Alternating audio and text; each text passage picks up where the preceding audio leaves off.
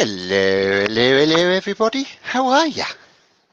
How's everybody doing? I'm just going to wait for confirmation that I am live from the lovely Leona in my luggles. Yay, I am indeed.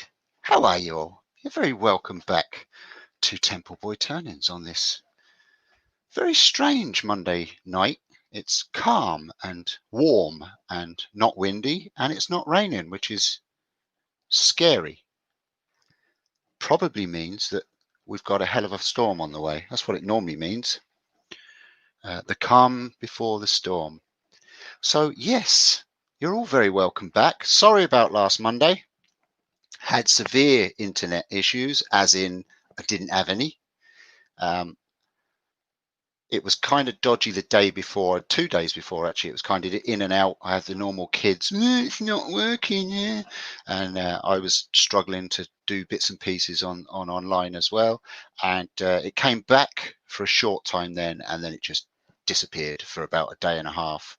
And several phone calls and things, we found out that a local aerial or mast in the village where we get our internet from had been struck by lightning. So they were rebuilding what had ever been blown off of that and putting that back up. So yes, I think I've got middling good internet now. If there's any issues, hopefully Leona will shout at me. I hope the cameras are okay, because I literally just set them up about 3 minutes ago. And I'm going to slurp on my tea. So I'm going to ask the lovely Leona to read out who is in the chat at the moment, please. Hi, Doug, Woody, Sarah, and Tracy. Stace, Mike, Richard, Wayne, and Val. Christine, Michael, Anna, Rubber Dubber Dubber Banana, and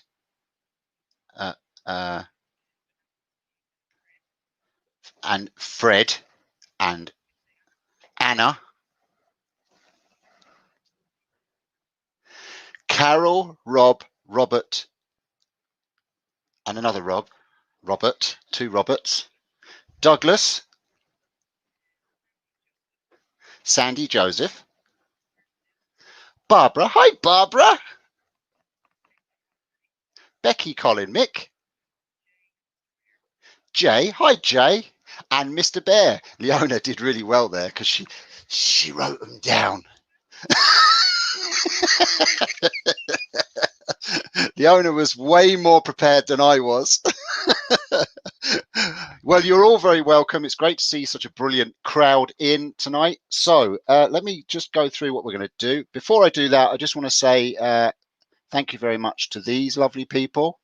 I want to say thank you to Anna Banana, Carole Banana, Seri Titchy Banana, Leona Banana, Steve Robber Banana, Mr. Stacy Banana, Ruben Banana, Manic Banana, Jeff Banana, Eva Catfish Banana, and the new addition, Mr. David Mac Banana. You are all very welcome, and thank you very much for supporting my channel and what I do.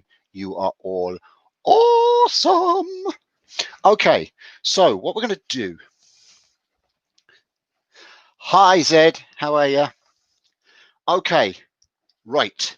I got this here lump of, it's Italian olive, and it was given to me by Mr. Yuval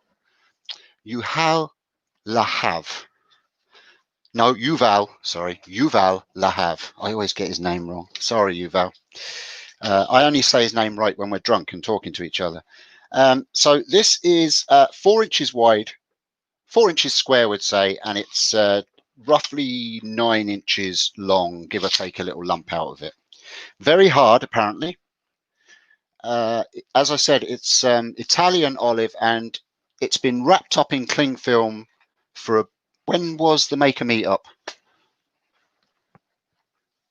Since last August. Yuval brought this from Italy to me at the Maker Meetup in Ireland last August and gave it to me, and it's been up in my cupboard ever since. It's got a couple of small little cracks in it, but I'm hoping that's not going to matter. If it does, what are you going to do? we'll have to fix them. And my plan is to make a kind of jug vase, just a miniature jug vase.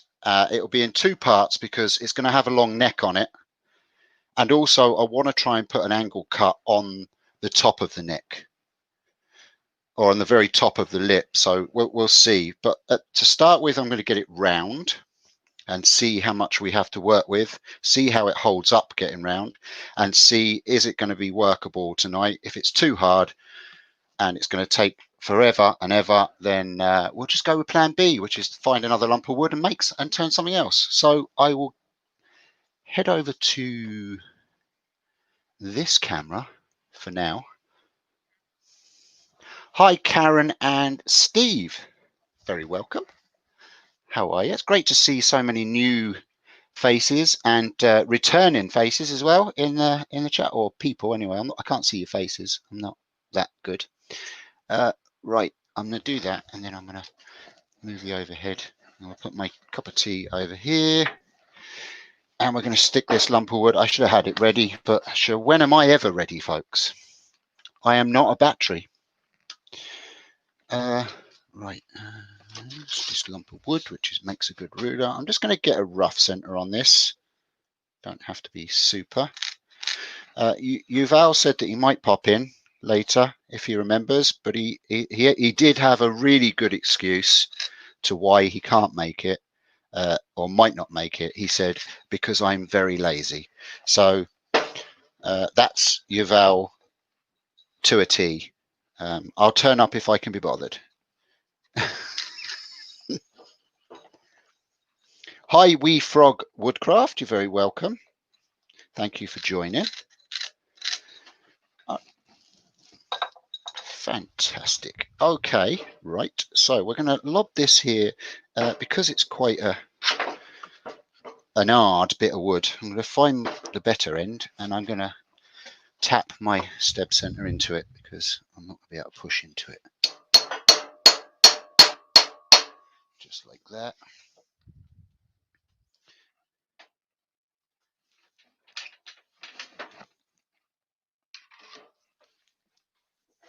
And we're going to clean the whole thing up. We'll turn it round and then we'll go from there, folks. Or do you know what I want to... I've never turned olive wood before. No. I'm just checking my centers because I have my headstock turned. And I know a person recently that had issues with that. So I didn't want to get caught out. She's laughing in my ear.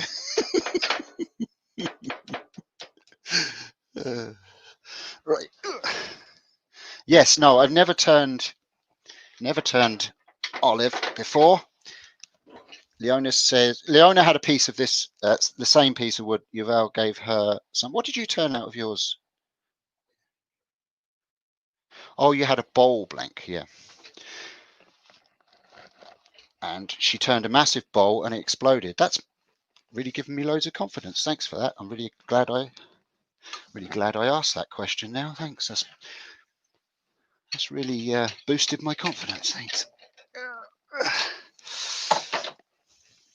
Hi, Jen. How are you? Right. That is between centres. Turn that down a little bit so that we can round it off. All right, it's a little bit bumpy. Like I said, we've got a crack here. It doesn't go that deep, that one. We've got a couple of etches in it, and then we've got some cracks here that come down about half an inch and an inch. One of them is about an inch. So we're going to go with what we've got, and we'll see how it turns around. I've sharpened all my tools today.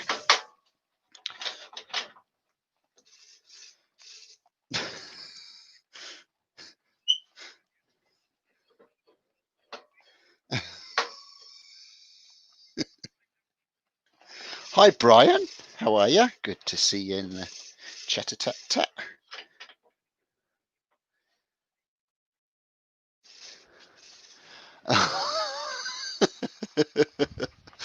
Leona was being a bully again. Well, I'm just going to straighten that camera. We're not. That's okay, Anna. That perfectly understandable. Well, that's obvious. Right. So let me zoom that in. All right. Let's try and make this round. I'm going to move my tool rest down a wee bit because I want to approach this at the right angle. Let's see what this olive wood's all about, shall we?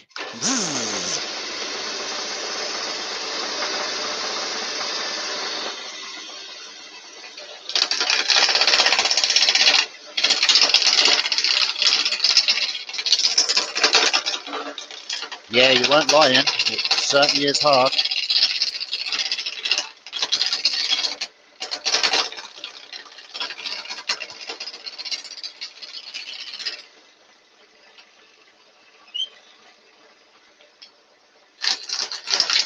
Ooh, we've got cracky cracks already.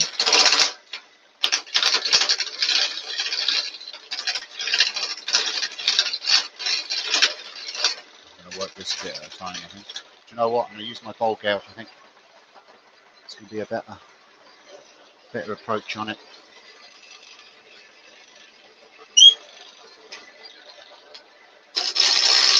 Yes, much better.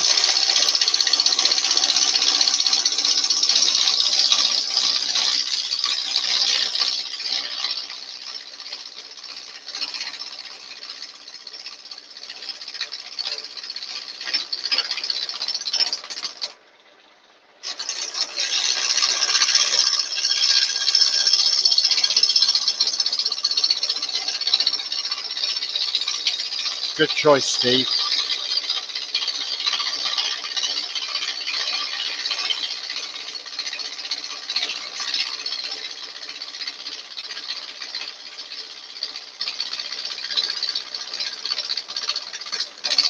So as I said in the description, this is probably going to be a 3-part. I don't know how many of you looked at the thumbnail. It's kind of that shape that I want to go for.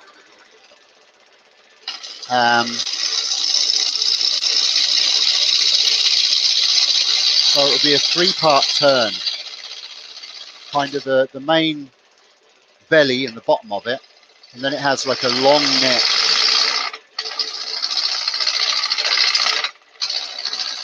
And then it has a handle as well. Now we probably won't do the handle tonight, but we'll try and get the main vessel turned.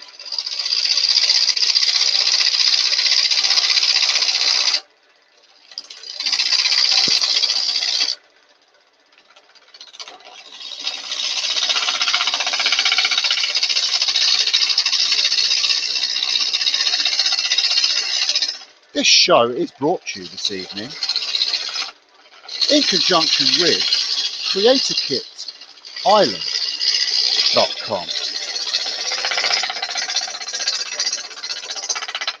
The new online wood-turning kit, blank and tool site.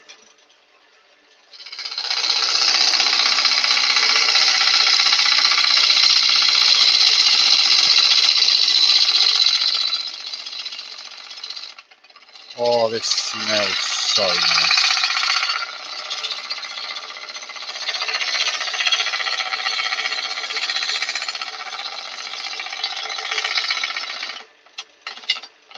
And it's as hard as nails.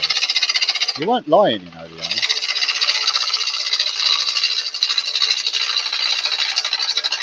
If you have any questions in the chat, it doesn't necessarily have to be about what I'm turning. Any questions in general, please feel free to ask. If you put a big capital Q or question at the front of it, then Leona will know that it's actually a question. And what Leona does, if she thinks she can answer it, she'll answer it for me in the chat, because it just it frees up time, and as she says in my ear, she's always right. And yeah, we'll go from there. Oh, That's pretty. Now we do have a big old crack there, and we have a crack there. Do these cracks hold up, Leona? No, they don't. Okay, right. Okay, I'll get it round. I'll get it round, and then I'll lash some glue into it. Cool. Yes.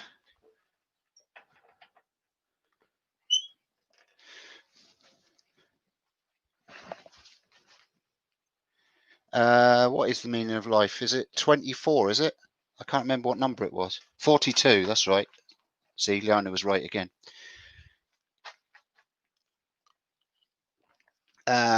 Whose product savers haven't arrived yet?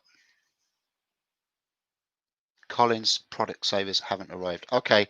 I know that Nick and Stace had to wait a long time for their things to arrive. And there's a couple of other people in the UK that are waiting on stuff. I don't know if it's an issue with COVID deliveries or what, but I can, if you don't get it by tomorrow, Colin, let me know, message me, and I'll send 2 more out tomorrow for you. No problem. Right, let's get this round.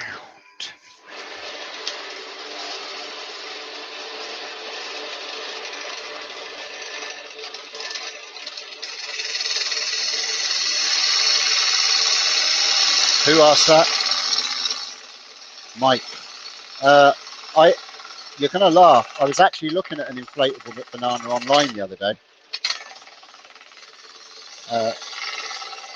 That I was going to hang up in the shop here. And I was also looking at an inflatable fork, and I was going to glue the two together.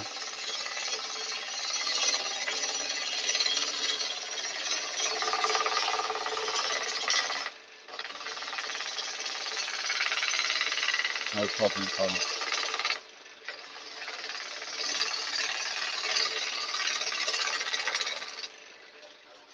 Only Anna, we all miss you.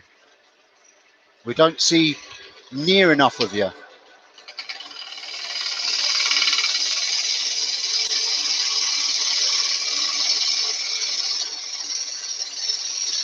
Hi Dutch Turner, hi Donna, hi Ian, hi Jappy.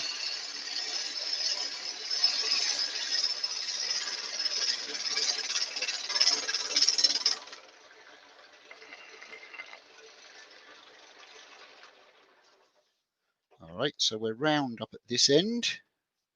Got a flat spot here. God, that is really pretty wood, isn't it? Wow. All right.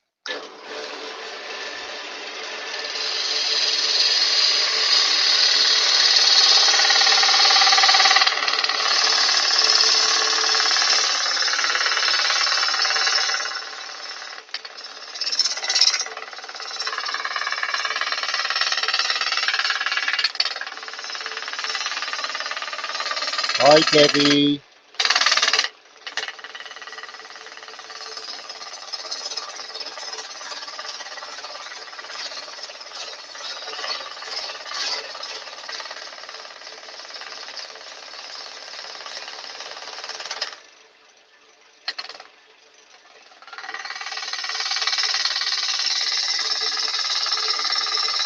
Yes, Zed, I am.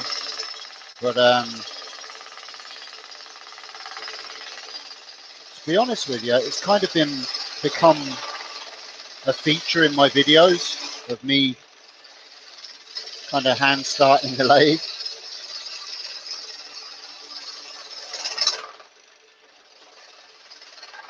Let's put.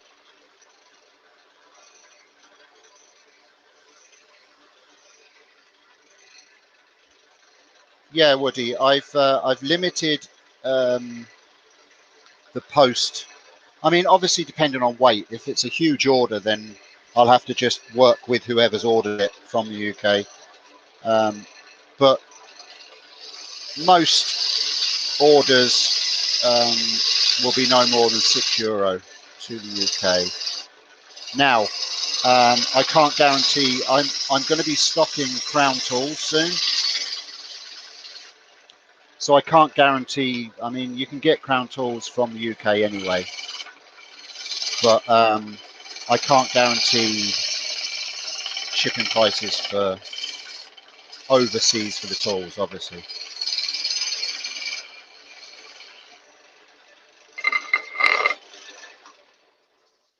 And DPD, we think, does up to 10 kilos, is it?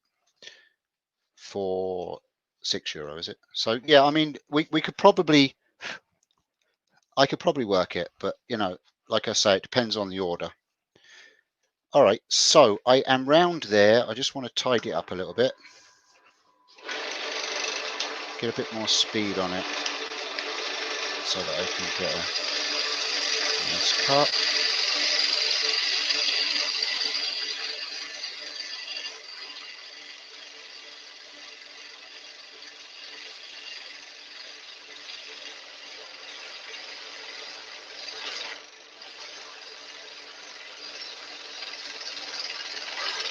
Seems to be one of those woods where it has hard spots and soft spots in the grain, like super hard and not so hard. Right, I'm not gonna, doesn't matter, I'm round anyway, so I want to just start deciding what I'm going to do with shape. I'm going to tidy up both the ends, and I want to put a tenon on this end. Get the size I want from a chuck. Chuck. I don't know where my chucky's gone. Okay, Sandy, happy birdhouse building. Thank you. I really must 3D print myself a new guide for the size of my chuck. I had one, and I swept it away accidentally.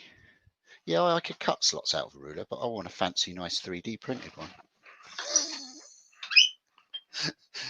Then I can put on my website and sell them.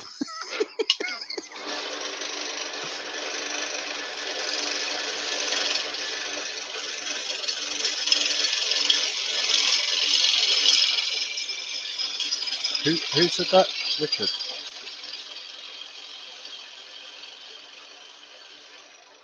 I'll look into that, Richard, because it shouldn't have been. I'll message her.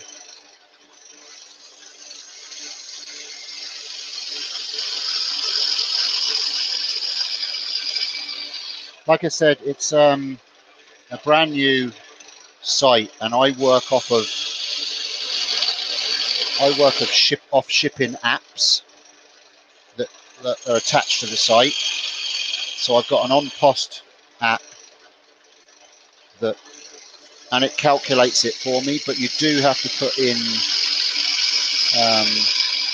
narratives and measurements and information. So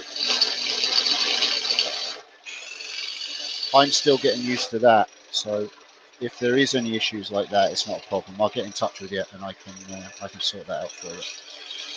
Not a problem. It shouldn't have been €8 anyway, especially if it's just for now.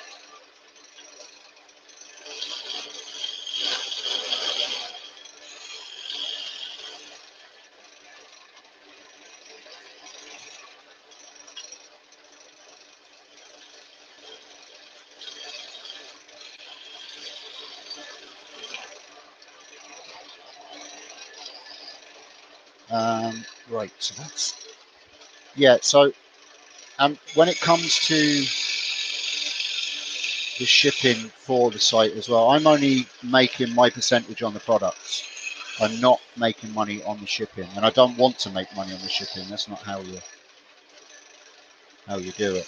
I'd be stupid to do that. So I want to get that right, but it is taking time to get the teething problems sorted out. I had to reevaluate prices and stuff like that as well the other day. So it's, you know, it's all a learning curve. Yeah, exactly, Richard. Yeah, no, and I understand that. Thank you very much for letting me know.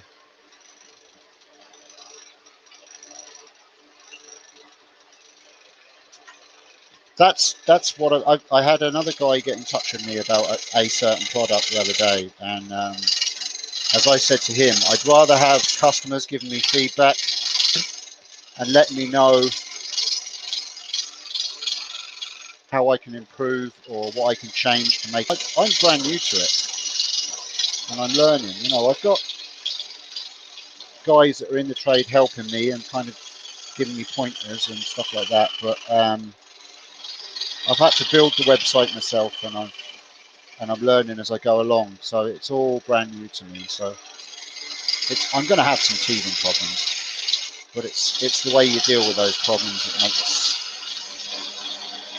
makes a difference with customers. I think it would with me if I was a customer. I always try and treat my customers how I would like to be treated. So okay, so we've still got a bit of a dodgy in there, but I am going to be cutting that at a slight angle in a bit, so I'm not too worried about that. Got a cracky.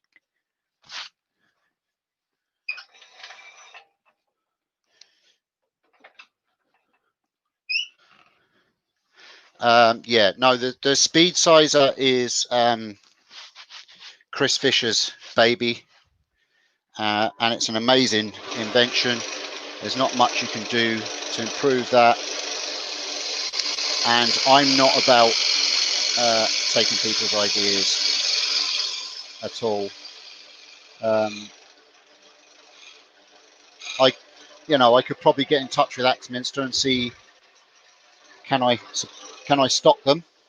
Maybe that might be a thing I could do. I could get in touch and see could I be an Irish stockist for the speed sizer, but I wouldn't do that. Chris is a really good friend and has been for a few years now, and I just wouldn't do that. I wouldn't do it to anyone, not just friends. I'm old school when it comes to stuff like that. Hi, Annie. Actually, while Annie is here, I know Annie's probably at work, so she can't normally watch the whole show because I think it's only like 5 o'clock over there. She's in America, Eastern time. This Friday, I'm going to be up very late or very early. I am doing a challenge with Annie on her channel. We're going to do a live challenge, and it's an artsy, crafty channel that Annie has. And basically, what happens is she has a guest on, and you have to pick she picks from a bowl a choice of a certain topic and certain materials that you can use. And I'm going to be in the creator van, so I've got all my arts and crafts stuff around me, and then it's like a half-hour or 45-minute challenge where you have to try and make something on the spot out of the bits and pieces that you have around you. So I'm doing that. It's 2 a.m. my time.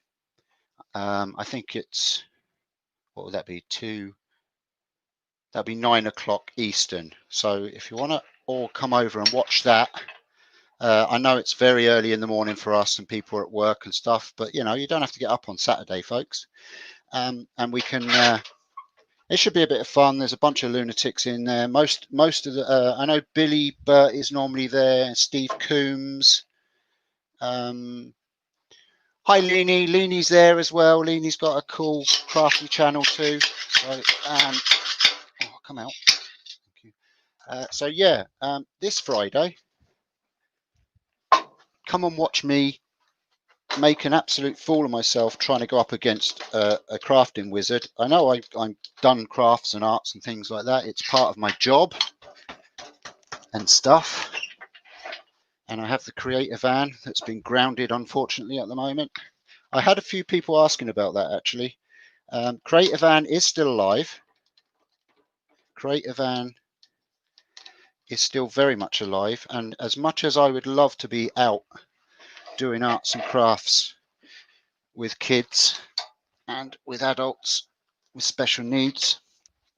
I can't. The rules and regulations to do with COVID and the virus and social distancing, I just can't do it because it's such a small space. It's just a converted caravan, as most of you know. I just can't social distance. And with the weather here, I mean, I was thinking about getting a gazebo or a marquee or something like that.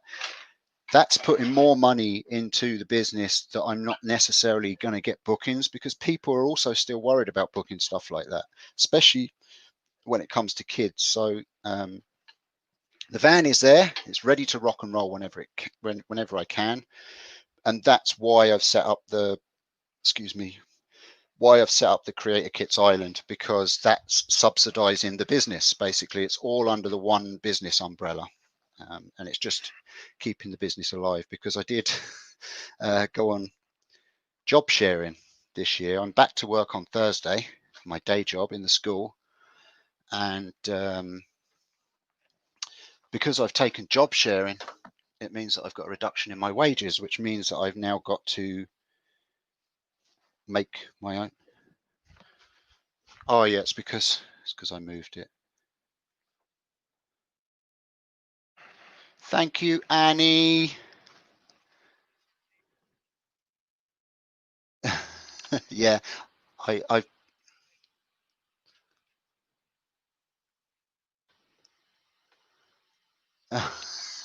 dancing and poetry. Yeah, I've been going back when I'm on Annie's, because they're a bunch of lunatic ladies, most of them.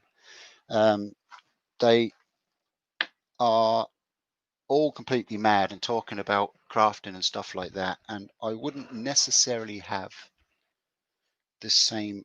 I'm just trying to find something to cut the top of my glue off of. I wouldn't necessarily have the same conversations because I'm more wood turning and stuff like that. So what I do is, in the background, I write poems to do with whatever Annie and whoever else she tends to have on the show is doing, and at the end of it, I read out the poem. I used to do it on Carl Jacobson's lives as well, and I've done it on a couple of other people's lives. I kind of stopped doing it for a while, but I've not been sleeping great lately, so it's been kind of cool to have both Jay, Aussie Jay is live early hours of the morning too. So when I'm not sleeping, it's kind of good to have these guys and girls doing lives, because then it kind of keeps me sane.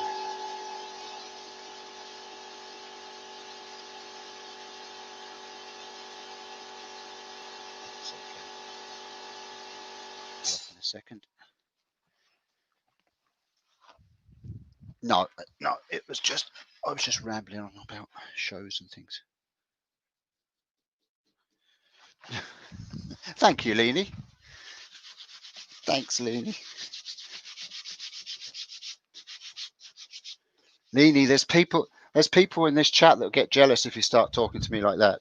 Don't start talking like that. I've got lots of followers on here that get jealous if you start saying that I'm a poet as well as anything else that I mess up. Simon says hello, everybody. Come on, Leona, you've got to say it too. Oh.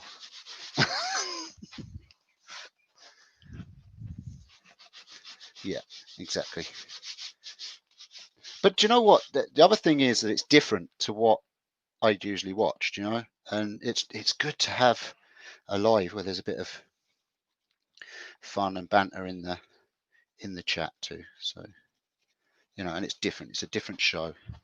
Now, I'm just filling all the cracks that I have with sawdust and super glue for now, just to hold it together as much as we can. Hi, Margaret from Michigan. Thank you very much for joining. You're very welcome. Steve, just in case you didn't know. And I have the lovely Leona in my ear as what we call the earworm, but she's nothing like a worm. She's much nicer than a worm. Right. It was a Leona invention. Earworm was, in fact. She is the original earworm. Right. Oh, hi, Maggie. Maggie. Give that a spray. So I've just finished my my next video project. Those of you would have seen the little boots. Bananas have seen the whole project. I put a picture up in the members on members post. Bananas are sworn to secrecy, though. They're not allowed to tell anyone what it's going to be. Okay, so now I've got to try and decide on shape. I want to I'm going to just bring up my dinner. No, I'm just going to bring up my a picture of the shape that I kind of want to get. Bear with me a second, folks. Sorry. Yeah, we said hello, Maggie, because I almost burst into "Wake up, Maggie, I think I got something to say to you." Hi, Chris Shopdog. Okay, there it is. Right, so I need to draw some lines and get myself into proportion. Where am I on the camera? I just want to make sure. All right, yeah. I should go on overhead so you can see what I was at. No, it's very dry. Is olive wood kind of a little bit oily feeling, is it? Yeah. It's olive oil, yeah. Hey, olives. Right. Now I've got rid of me picture again. You put me off. All right, there we go. Right, so I need about that much for the foot. Then we're going to scoop out. We're going to come wide about here. We're going to stay wide for about here, and then we're going to scoop in for the neck. I'm not sure if we're going to have enough on this, but look, we'll work it. We might have to do a two-tone where the top neck is a different part kind of wood, which might be nice, but we'll see. Depends on proportions. Right, I'm going to get my bowl gouge and I'm going to start hacking away at the base. Do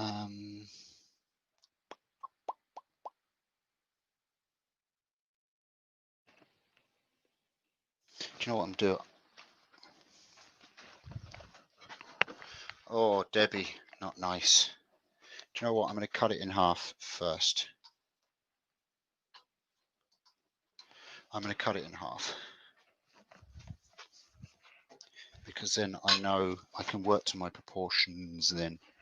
So I'm going to cut it about there, about halfway. Because this is going to be I've got a hollow out. We only just asked why I'm cut. Yeah, we only just asked why I'm cutting this in half. It's because it's got a really skinny neck on it. I won't be able to hollow out the main base through the skinny neck. But it has a skinny base as well. It's got like it's a vase that's got COVID diet issues. So cut it about there.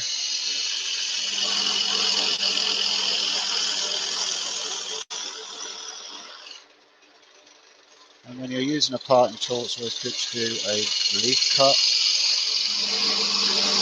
This one isn't too bad because it narrows.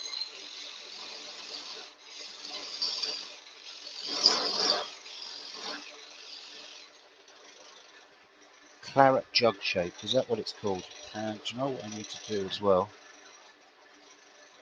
I need to put a tenon on this end too. Otherwise I'm not going to be able to hold it. The other half. To put a tenon on it later on.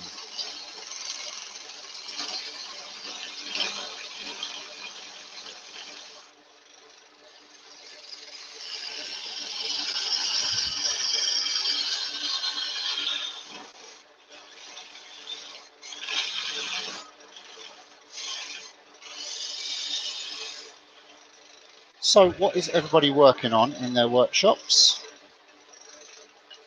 these days? Maybe you're not working on things in your workshops, maybe you're building or doing home improvements. A lot of that going on at the moment.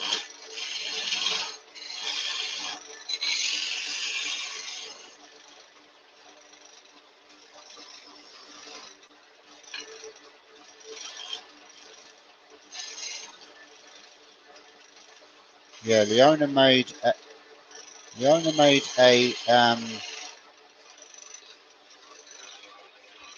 oil burner that might have had a few issues when it got warm, but it still looked awesome in my mind.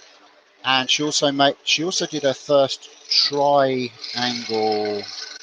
twisted triangle box. No, it was a vase, wasn't it? In the end, she did. Yeah. A twisted. Hi Nick. It was a twisted triangular vase, which looked really cool. Right, that's that. Just want to check that it's okay. Yes.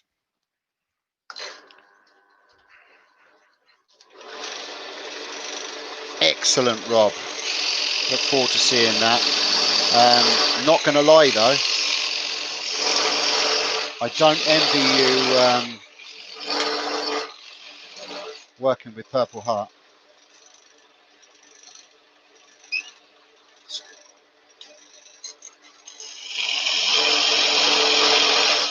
You know, they need wood to turn.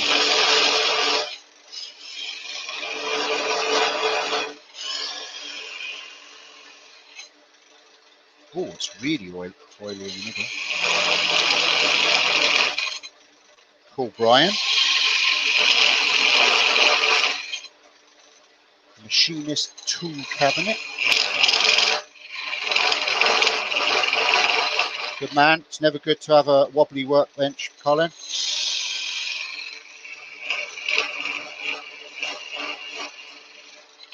Yes, everybody go over and watch Zombie's premiere.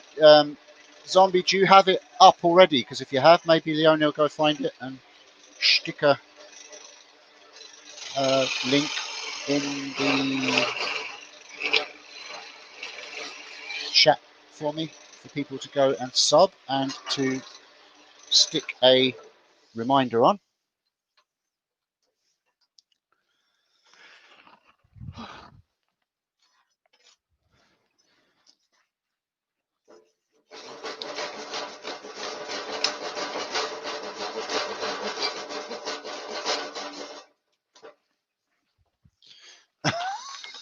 An 8-year hole. Yes. I'd say it's probably got bigger and bigger over the years too. Did you say that I've got a message from someone? Or? Oh, okay. Leona's looking for your post, Douglas. Maybe if you post it again, she can. Oh, right. No, she's found it.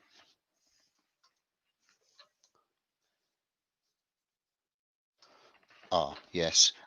No, I have no acetone, but maybe I'll do like a tight fit and hope for the best. That's. Sorry, didn't see that before I cut it in half, but you know, it happens. Right. Okay. So this first bit is going to be a fat belly coming down to like a thin stem and then back out to a foot, if I can get the proportions right. we'll see. Let's go with the bowl gouge and see what we can do. Check my chuck. It's good. Let's do it. 52 watching. Thank you very much indeed, all of you, for joining. All right, so we're going to get this down to shape.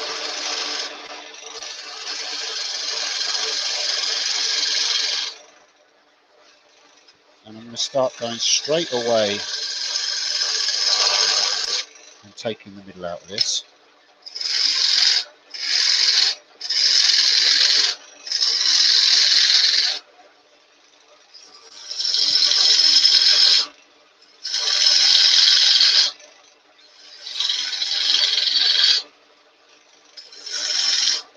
More speed.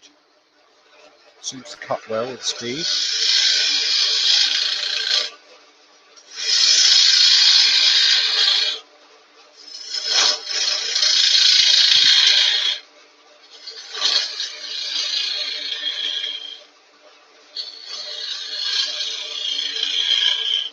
And what I'm trying to do is just find that kind of ideal width to match the shape that I want.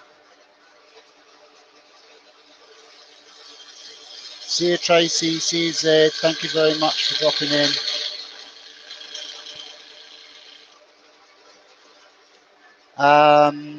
It's a 40-degree fingernail grind that I have on this. I'll just give it a clean and I'll show you. Thanks, Tracy.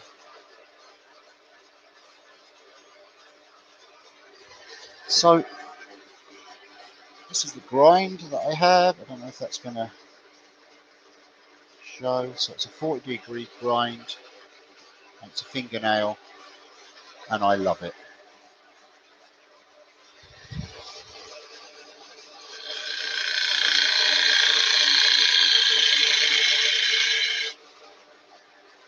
Right, so now our foot is going to be kind of down here. I need to leave enough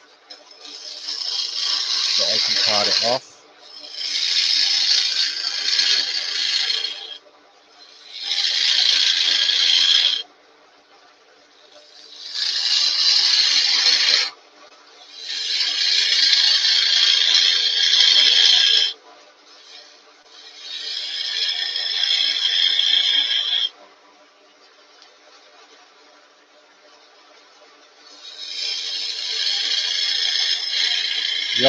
The owner is the show. I just turn up to do a bit of turning while she keeps everyone entertained.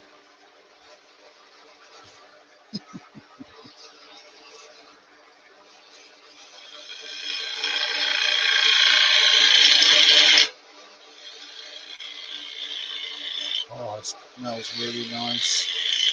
It's almost got kind of like an olive smell. No. The owner started laughing when I said that, so she was kind of guessing what I was going to say. It's not, no. Do you know if anybody has worked in a pub or a bar, when you go down into the cellar to change the barrel, it's that hoppy sort of rich, really nice smell.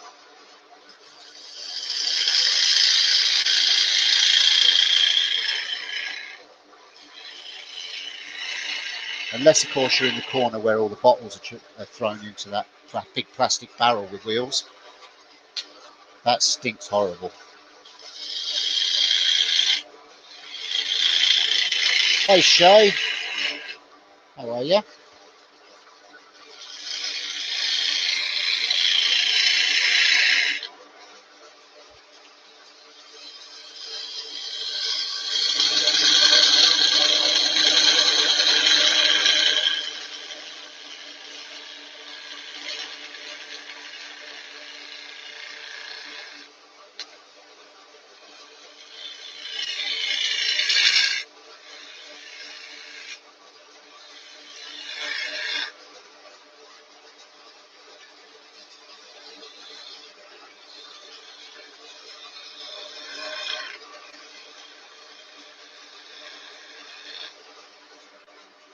So the base is actually thinner than the belly.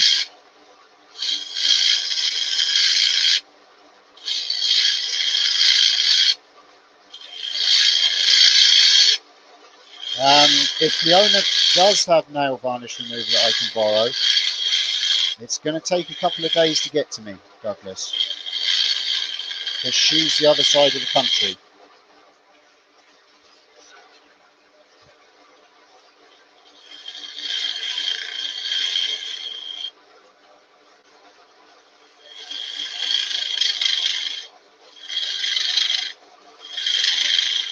And my wife doesn't paint her nails, ever. And my daughters, if I touched anything that belongs to them, it would be more than my life is worth. To say that they are a little protective over their makeup and cosmetics is an understatement.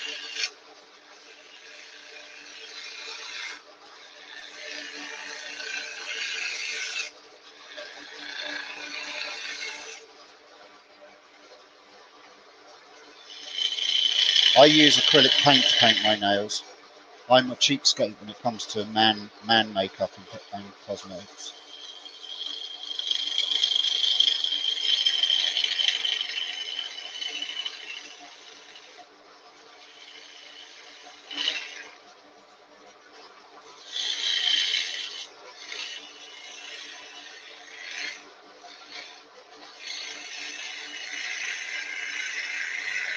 Okay, Annie, thanks. If you get in touch with me and let me know what I need, and we'll sort that out. Should be a bit of fun. Looking forward to it. Thanks for dropping in and watching.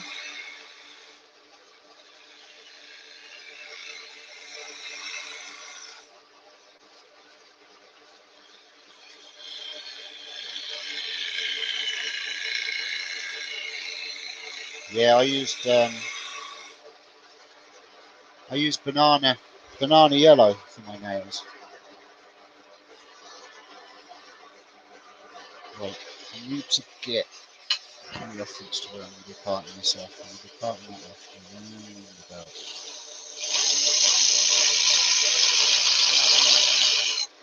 there.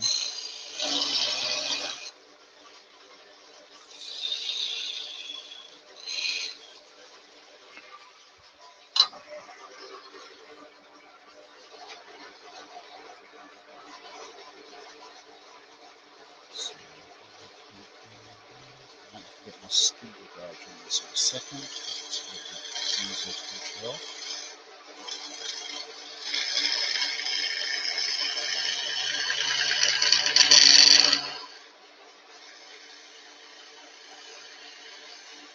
Bowl gouge doesn't.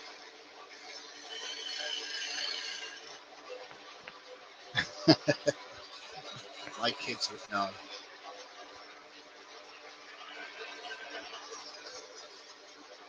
They'd hear their door squeaking from their friend's house and get a text. You in my room?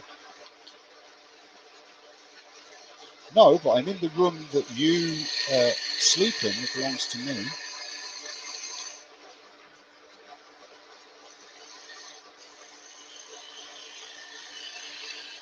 That's better there.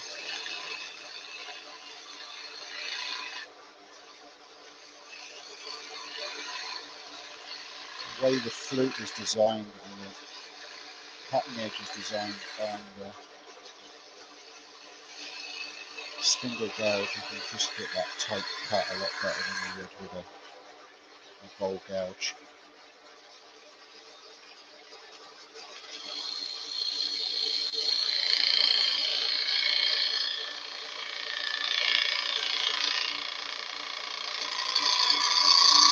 All these tools that I'm using are the Crown Cryo tools, which are the ones that I'm going to be stocking. That's why I'm going to be stocking them, because they're the tools I use, and I think they're flipping lovely tools.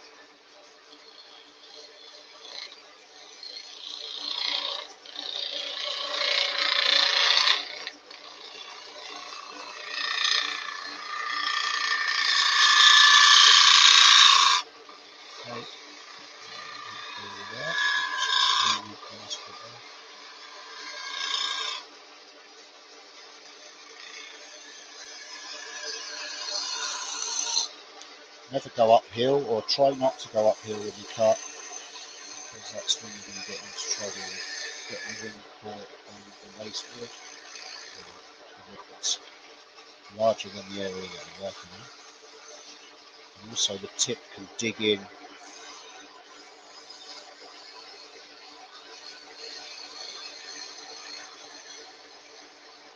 Hi, Copper State Treasures. I forget your name. I'm sorry. That's another lady from Annie's lives, and she also does a few lives and things herself. She did a shout out show the other night.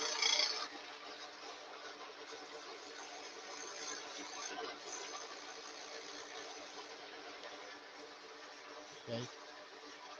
Lisa. Hello, Lisa. Thank you for joining.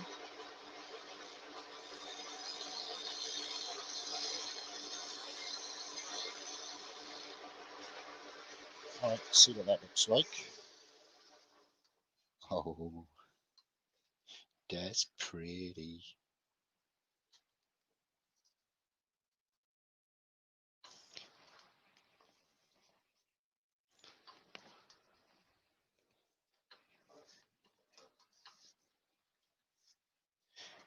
That's pretty. All right, that's kind of the shape I'm going to go with. I'm just going to hold the other part up just so that I can get the proportion of where I'm going. So this belly is going to come round here, kind of ends up like an elongated long belly, and then it comes down and the neck should be longer. So we'll see.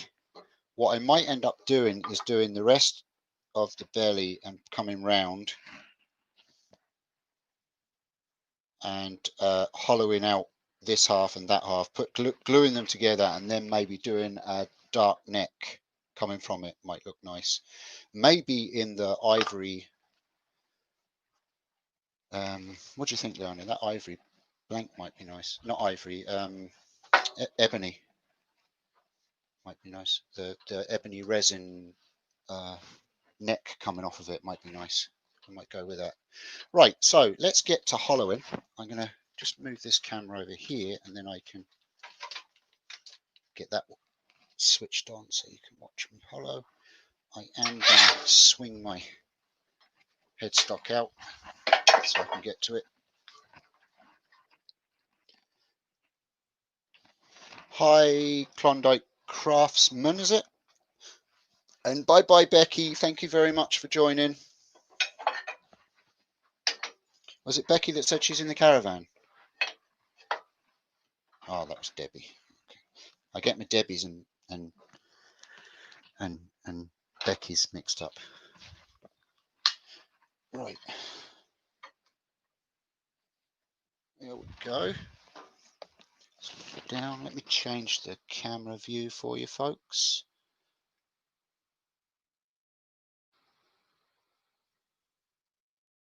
To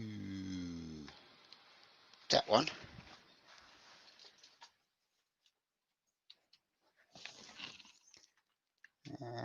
Do a little zoomy.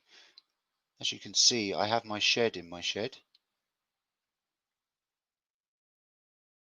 because we've got storms due again.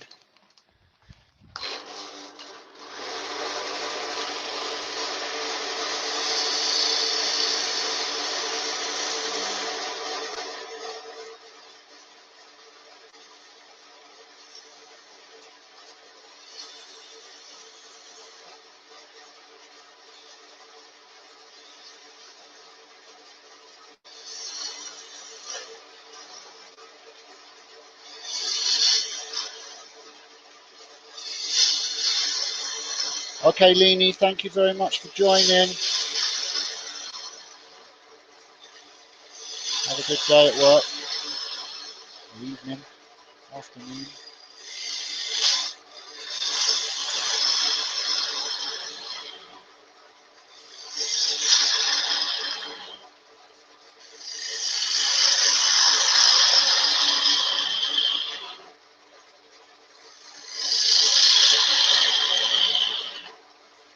Oh, it's nice to hollow.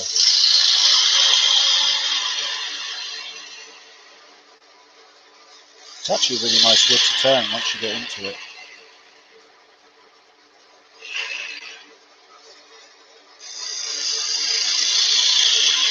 It's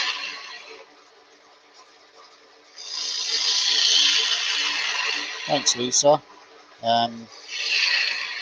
I've been doing it for a few minutes.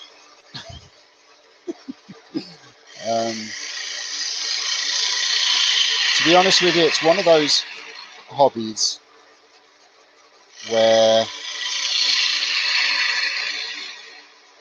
it's a lot easier the more tools you get and the better tools. 1 second, I've got a knock at the door. Let's guess who this is going to be, people. Knocking on the door.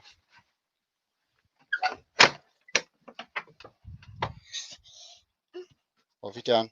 I stubbed my toe and there's a piece of something stuck in there, but look. Alright, come and sit on the medical chair.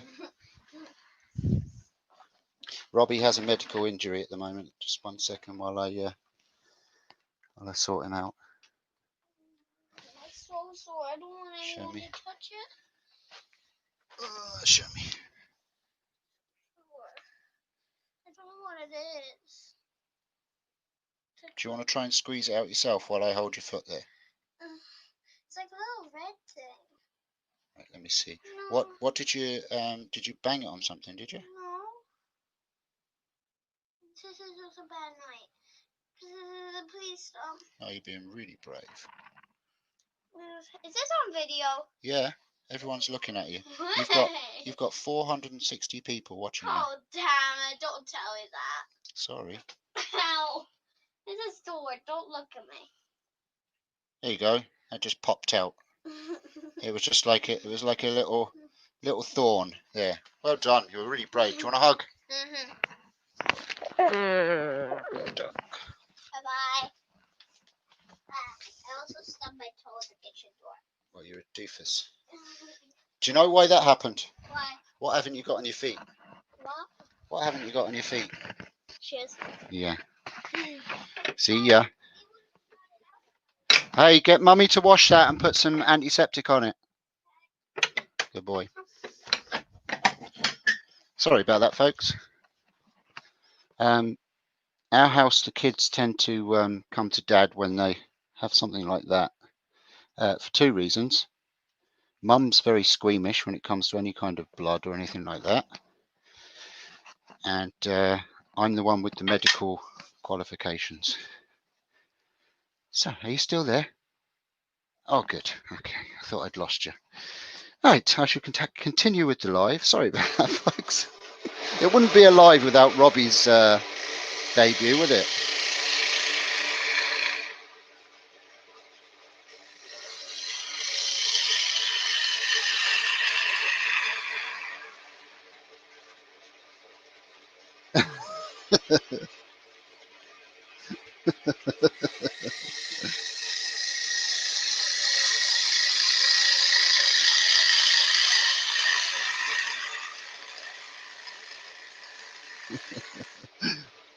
Robbie always gets me brownie points when he comes in my live. He makes me look such a good person.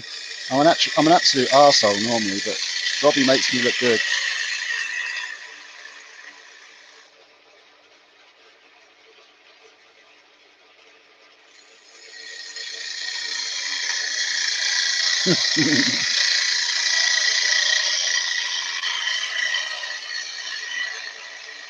Robbie's one of these kids, never has shoes on. Never ever has shoes on. He'll walk. We have a gravel driveway, and he runs across it. You wouldn't even know that he didn't have shoes on. He has leather feet.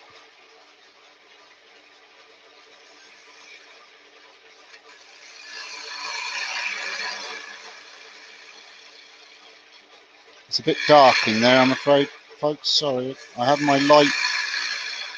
I might have my other light here, actually.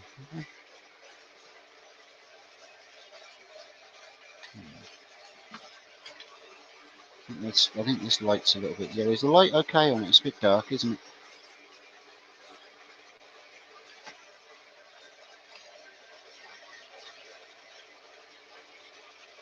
Uh-oh, Leona's laughing. That's never good. Normally when Leona laughs, she's laughing at my expense.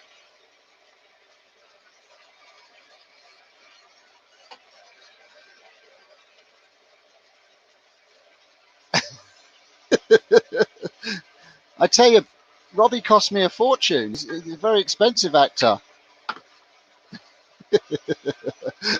That's a good one. Uh,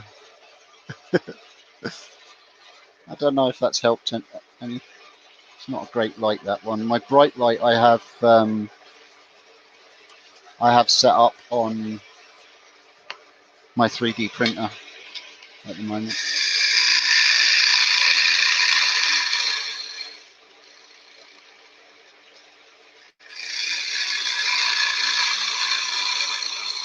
I used to have one of them really nice, fancy tool rest magnified, magnetic lights, and it was fantastic. I absolutely loved it. And then Steve tried moving it when the lathe was running, and it wrapped around the goblet I was turning and ripped it out, ripped all the wires out of the box, and that was the end of that. Richard, thank you so much. Richard Banana. Yay. Thank you, Richard. Really kind of you. Welcome to the Banana Bunch. Bananas unite and say welcome to Richard.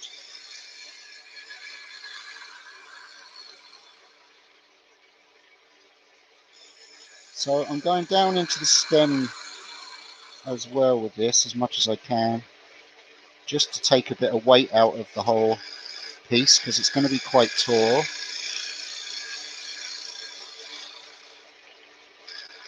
So the weight will be in the bottom.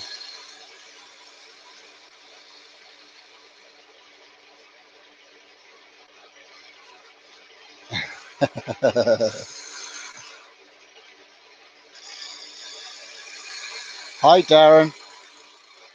There is actually news about that rubber dub coming soon, so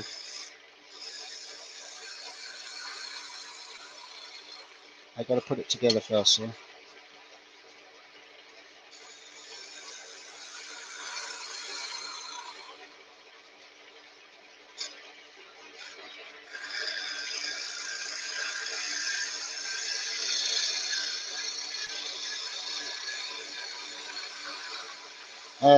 Hi Klondike. It is a SIP Pro lathe, so it's a budget lathe. When I got it, I think it was about 4 years ago. About that, I think. It was €900. So it's not an expensive lathe. It's pretty much the same as most of the generic Chinese manufactured lathes.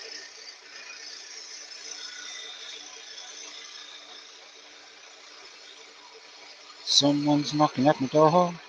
Let's guess who that is knocking on the door again, shall we? Someone's come back to get me more points.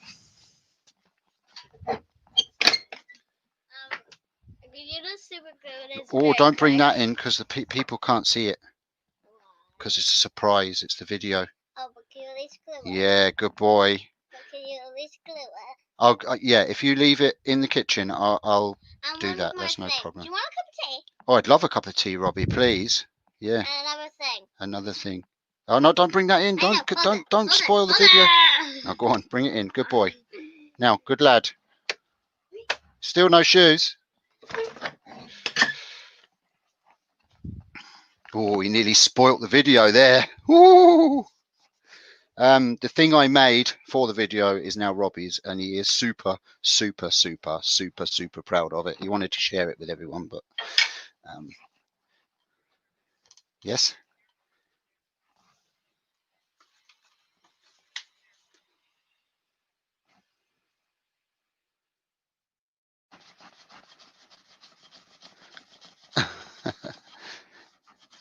Hello, Sarah Titchy Turner Banana. I did say hello at the very beginning. Yeah. sorry that you missed it. Yeah, it happens.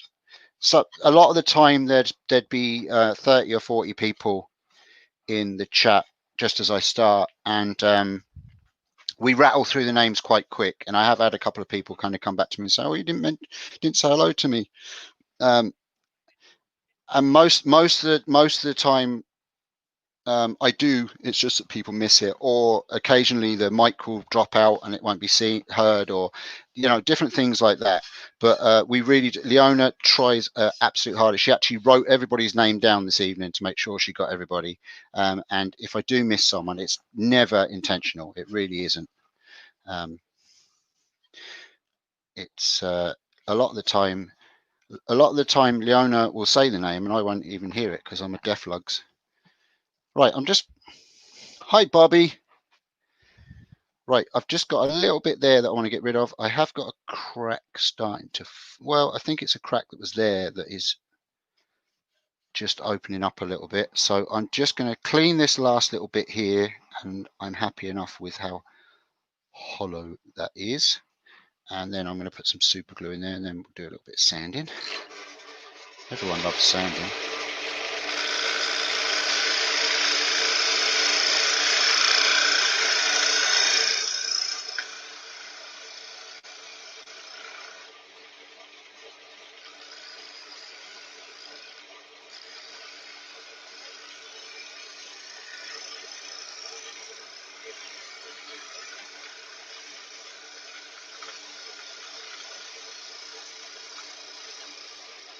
Stacey's trying to make Leona hungry again.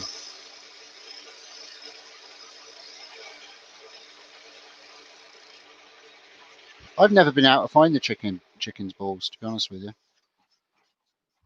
And I've prepared a few chickens in my life, but I've never found the chicken's balls.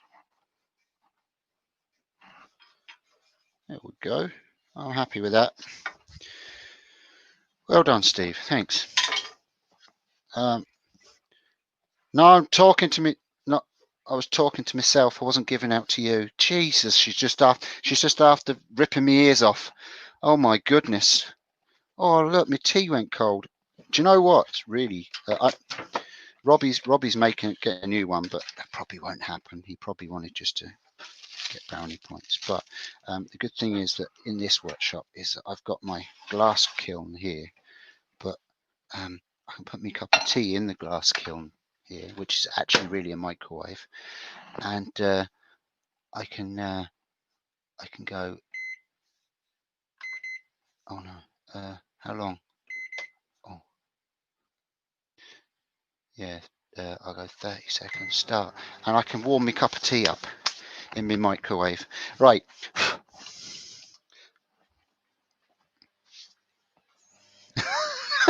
Good one, Wayne.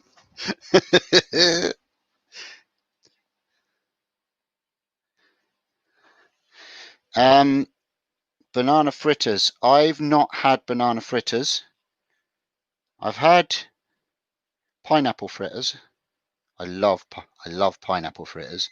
But what I have had is I've had Elvis Presley's favorite sandwich, which is a fried banana and peanut butter sandwich, and that was absolutely yummy.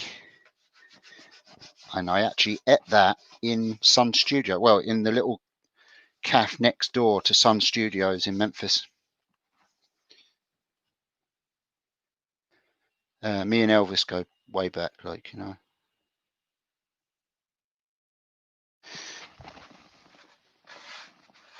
I dated Lisa Marie for a while, but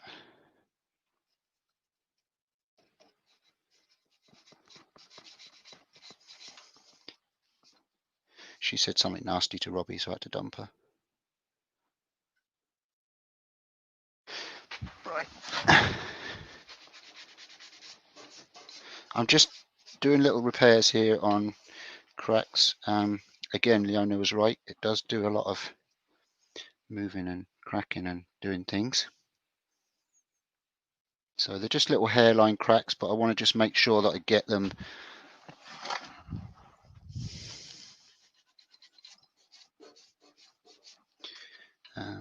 the oils.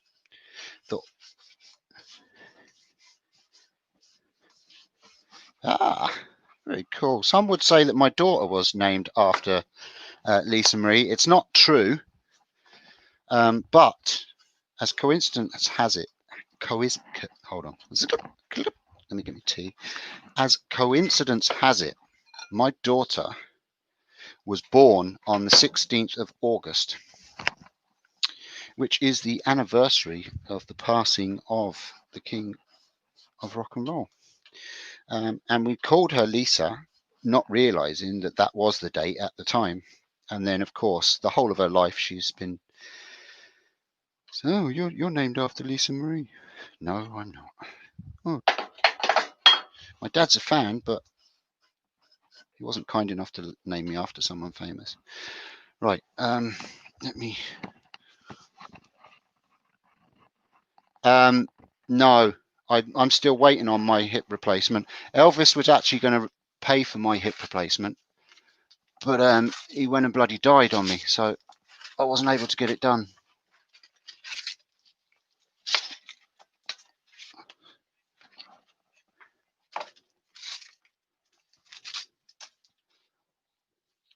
A non-wood.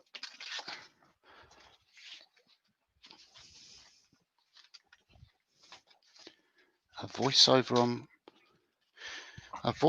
on one of my videos. Well, there's something I've never been asked before.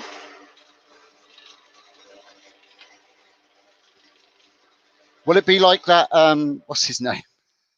Who's the dude? The Aussie. Has anybody heard that? I forget his name. Commentary by the Aussie, where he picks up on videos and stuff, but he does it real, and he just look at this stupid. Look him up. He's funny. He literally says it as it is, with quite some choice language. Yeah, Aussie Man Reviews. He's funny dude.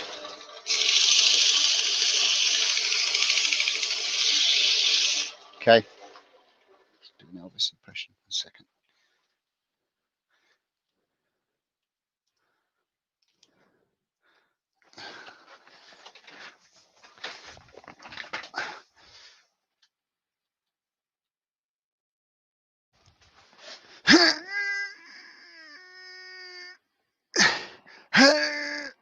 Oh.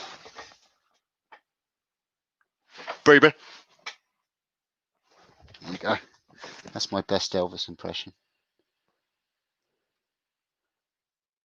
Sorry to any Elvis fans.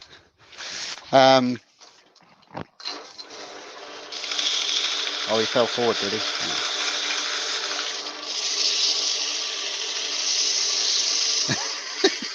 Yeah. Yes, I did.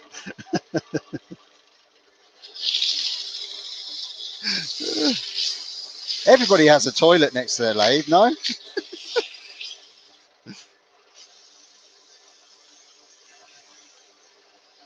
This being an oily wood, it's probably going to chock up my sandpaper, isn't it? Yes, it is.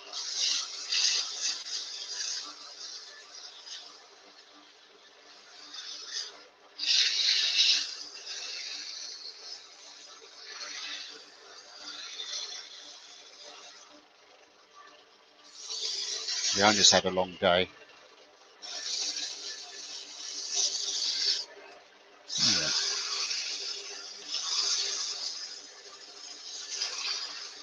Hi, Zed. Back again. You just couldn't do without me.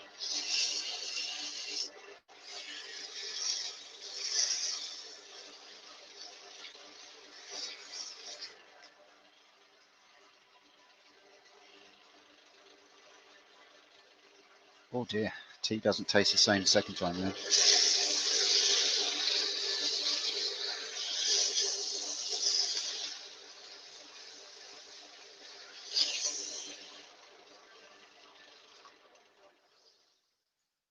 Oh, it's a pretty word. It's pretty.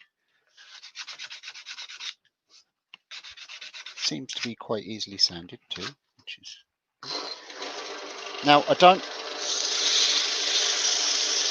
Yeah, I'm just getting the first initial sand.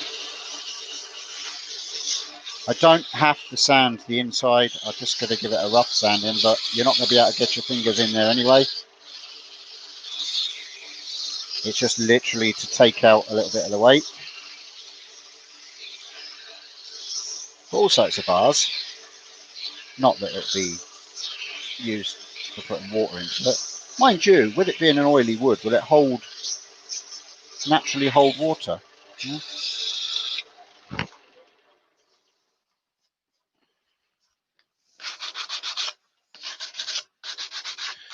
Oh yeah, an olive oil dispenser. I like that.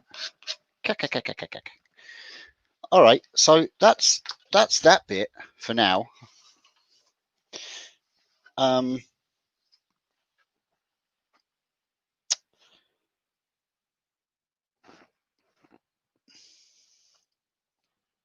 What am I going to do? Oh yeah, that's right. I'm going to take it out the chuck for now.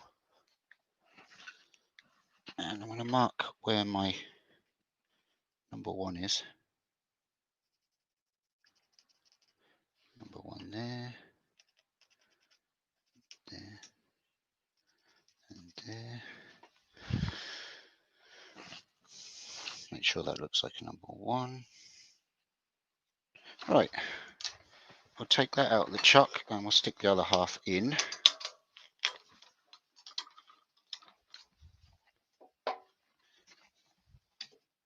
Cool.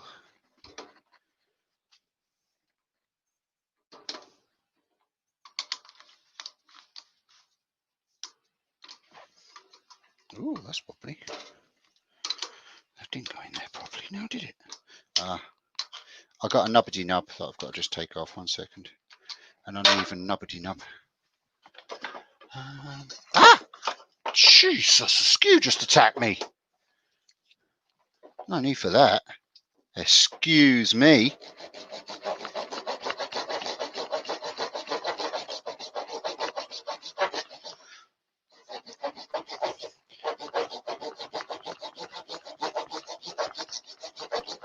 Am I breathing heavy? Arms.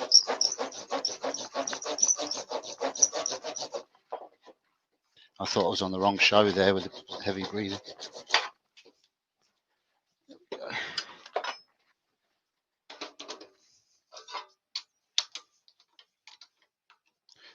That's it.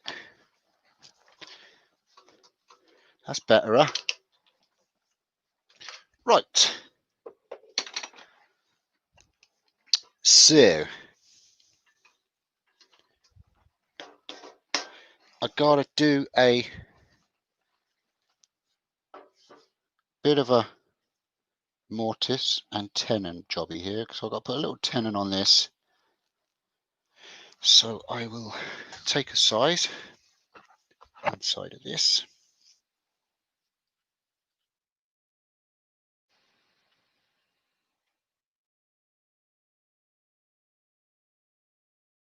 About that big.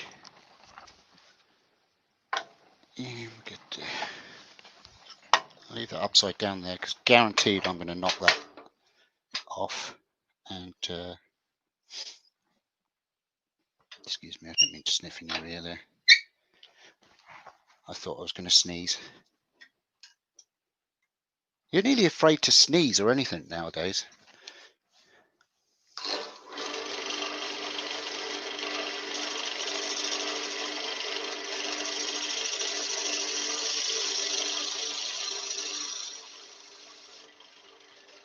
So there we go. That is the size I need to come down to slightly. So what I'm going to do is I'm going to straighten up my lathe again.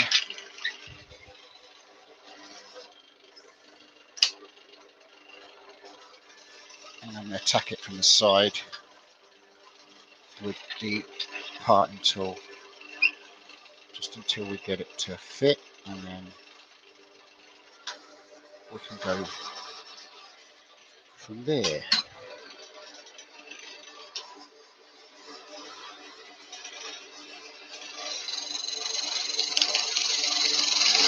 Yeah, so thank you for reminding me.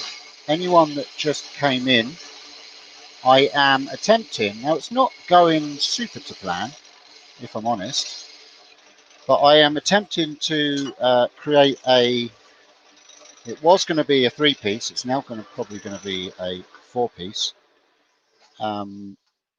jug vase. So it's like a perfume jug shaped vase. So it has a thin bottom. This is the bottom, and it goes into like a belly, and then it comes back down to thin. And then I'm going to be putting a tall stem on it, which is going to be actually, now it's going to be made from imitation ivory resin blank that I have, that I will be going to grab in a sec. Look at Leona. When does that ever happen?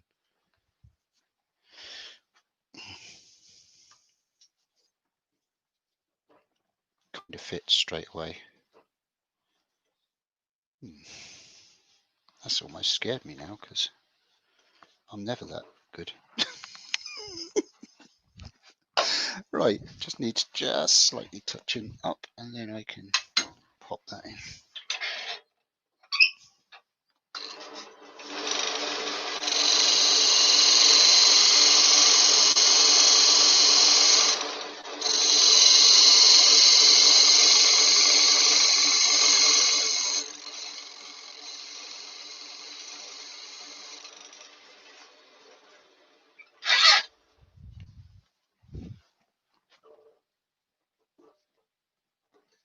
That's it.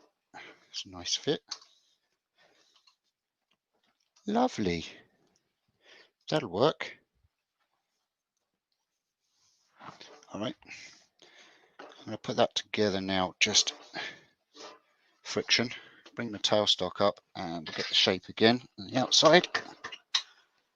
I'll change the camera in a second, guys. 1 second.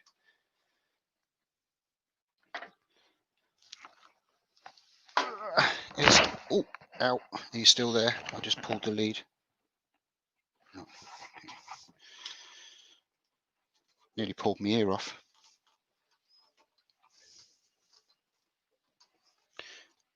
Okay, so that's a really good joint, which is strange. I've got a bit of a wobble in it, so I don't know if it's moved slightly, but do you know what it is? Good night, Rubber. Banana.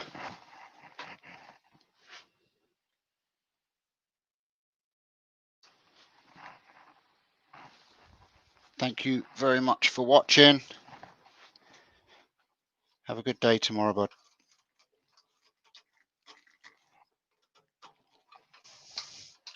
Right, I'm just going to have to go with that. It's a little bit wibbly wobbly, but I can straighten it up. I'm going to get the size, and then I can hollow this other half then. So I'm going to get my picture back up.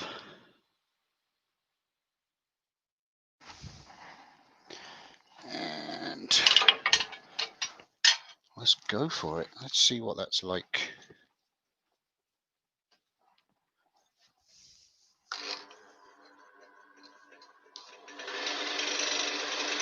It's not too bad.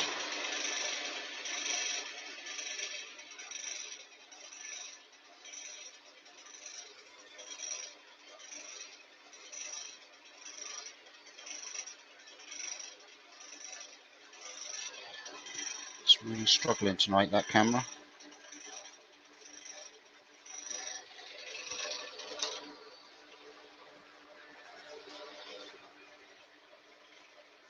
Just finding my picture, folks. Sorry, 1 second. All right, so now we'll come off of this.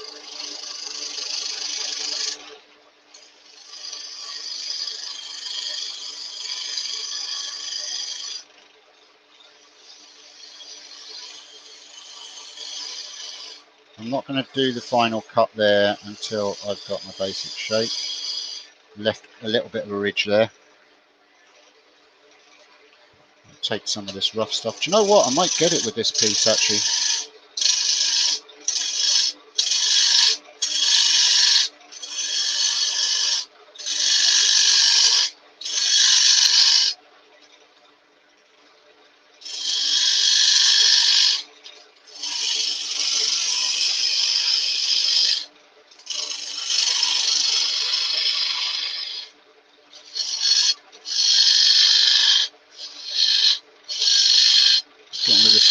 waste wood. I'm going to actually get my bowl gouge on it again. It's good for the heavy duty stuff.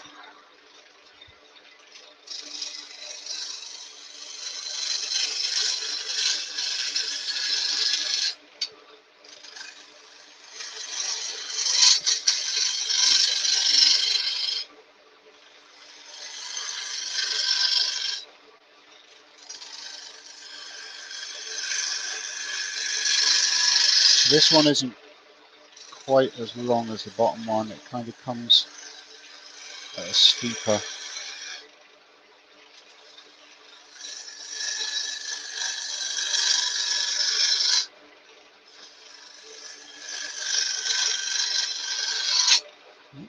Easy tiger.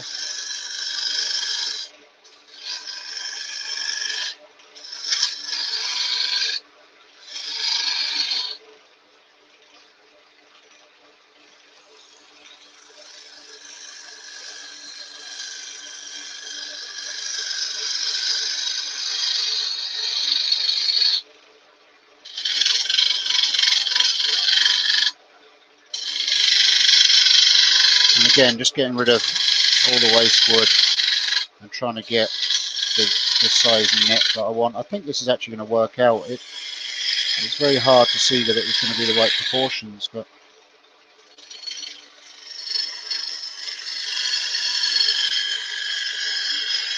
let's see once I get this waste stuff down.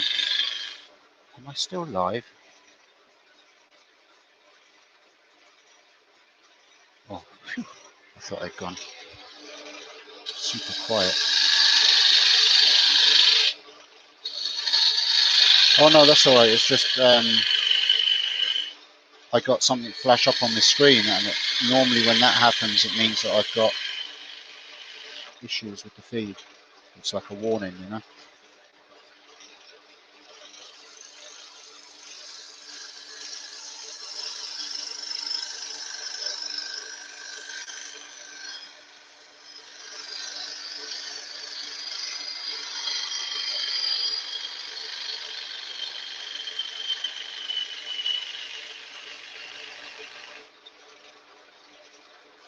Lovely. So I'm going to leave the top as wide as possible for now.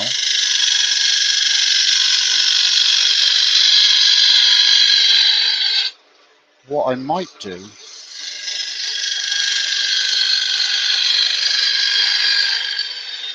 is I might just do the top in ebony. Let's see. Depending on.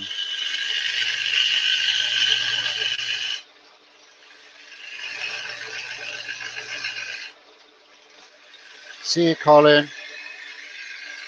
Thanks a million. I'll be putting pictures of the finished piece on Instagram and Facebook and all your socials, favourite socials.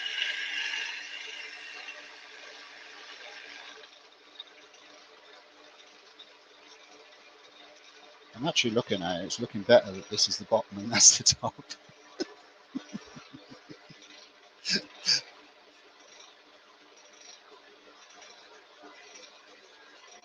Because now that I've hollowed that right into that neck, I could, in theory, just clean out that neck from this side.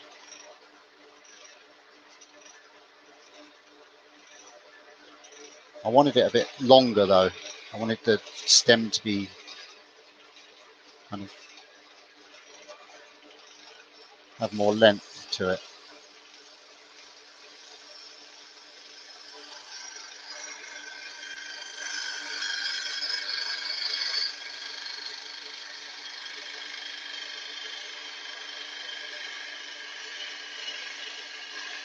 Okay, I'll change the camera because that, for some reason, that camera is doing a. Oh, yeah. Here we go.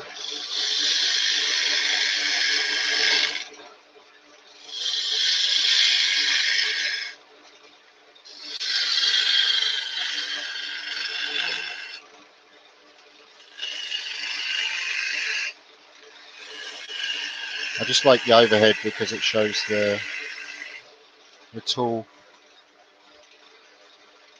angle.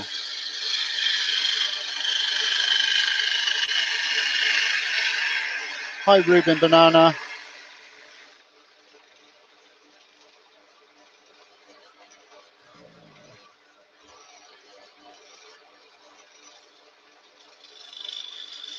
Whoop.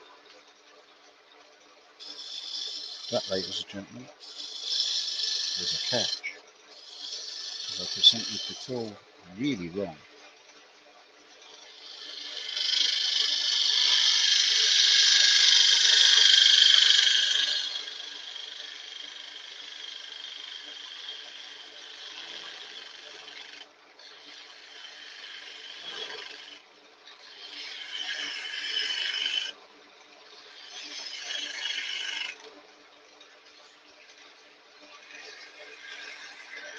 Yeah, it's kind of like a Grecian urn, I suppose.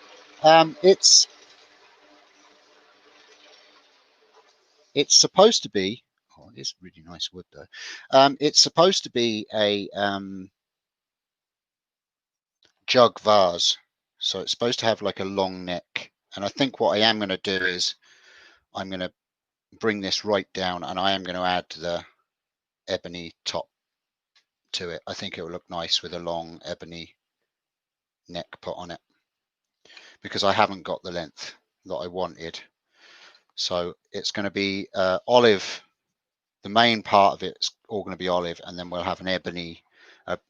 It's fake ebony. It's a resin ebony from GPS that I'll make a neck, and then I'll cut the angle off the top. I think that's what I'm going to do. Night night, Debbie. I hope you stay safe. I hope that storm stays away from you. Thank you for watching. And if you're on vacation, enjoy.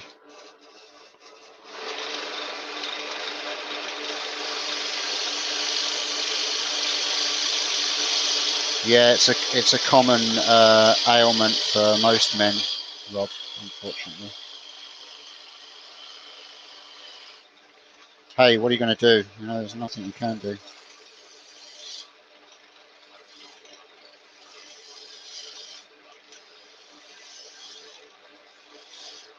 Uh-oh, dam busters are attacking Leona again.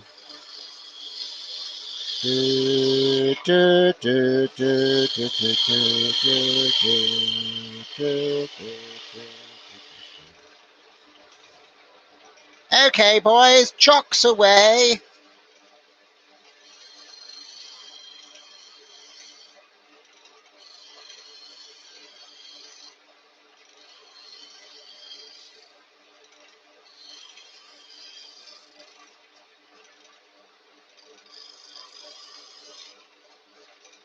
What do you think?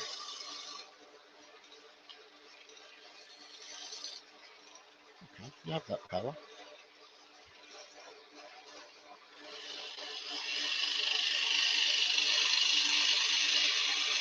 Hi, Jeff. Yes, I got it from a very good friend of mine called Yuval Lahav, who gifted it to me while I was at the Irish Maker meetup back in August last year.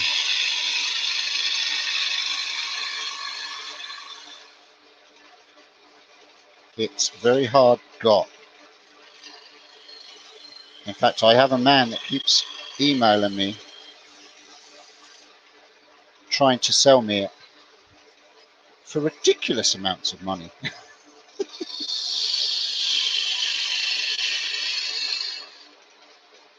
Right, I have decided I'm going to get rid of this, and we're going to go with a olive to ebony stem.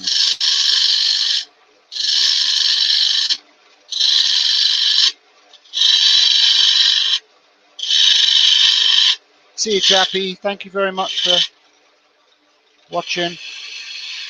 Take care. Jappy is an hour ahead of us, I think, so it's very late for him. I think Jappy is in South Africa.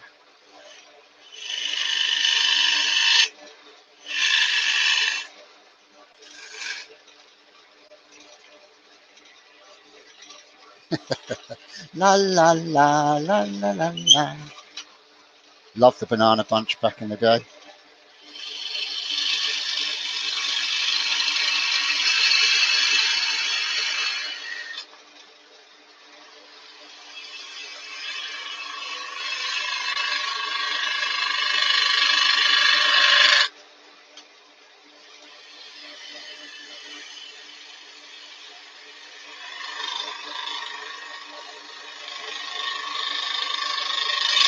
Yeah, I'm getting vibration there. Stop it and check in a second. Something happening. Most interesting.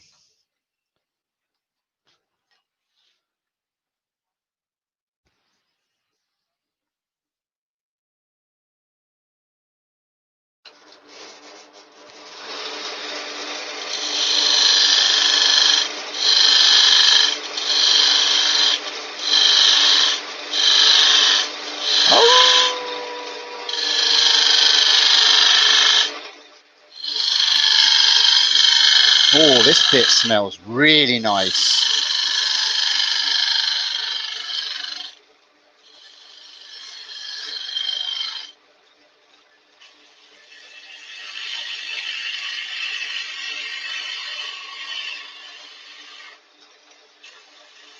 It's strange because this section of the wood was cutting really differently. It's fighting me.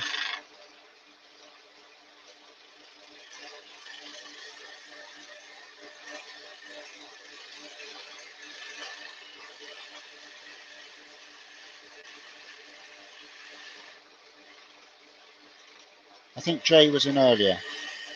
Hi Jay. I think Jay's been in the whole, yeah. I think I remember saying hello to Jay anyway. Because I remember saying something about Australian. Good day, Jay, I think I said. Or something like that.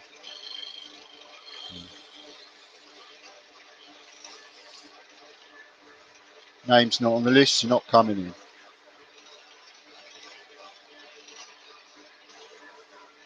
So that's the neck. I think I want to go thinner now.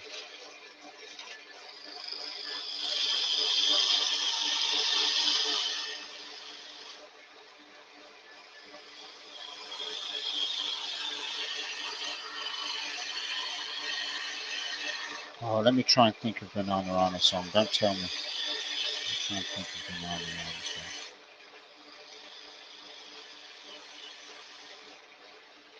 Yeah.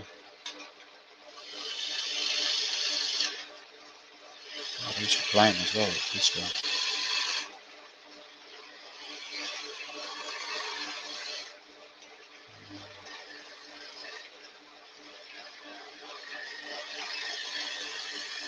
Did they sing that? My mama told me if I was greedy, that she would buy me a rubber dolly.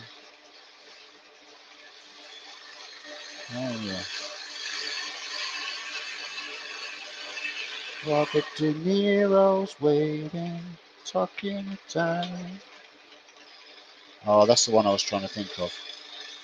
Think what you do, it's the way that you do it. Think what you do, it's the way that you do it. Think what you do, it's the way that you do it. And that's what gets results. You could drive a car.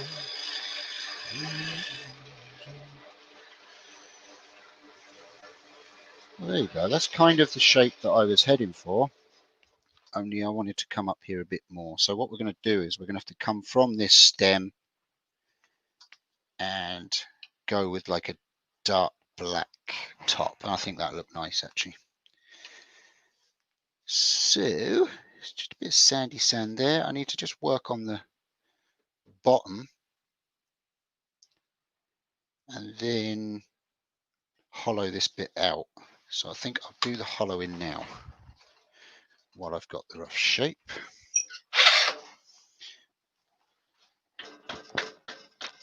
Take this part off of here. Pop. Pull this out here.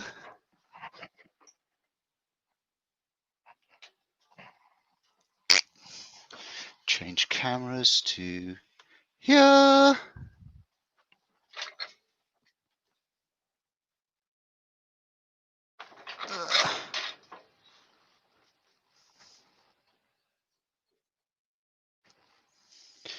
Now 84. I have all the Now albums from Now, that's what I call music, to the current one.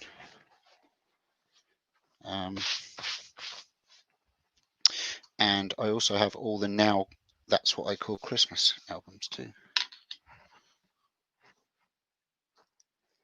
They were essential when I was DJing back in the day. They were brilliant.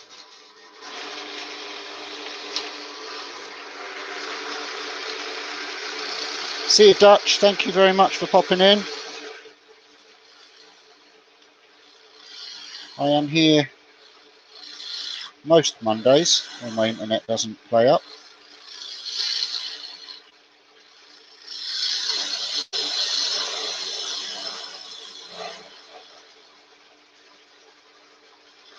I think they'll call Zed Zebedee because he bounces. See you, Zed. Thank you. I think Zed just likes me saying goodbye to him.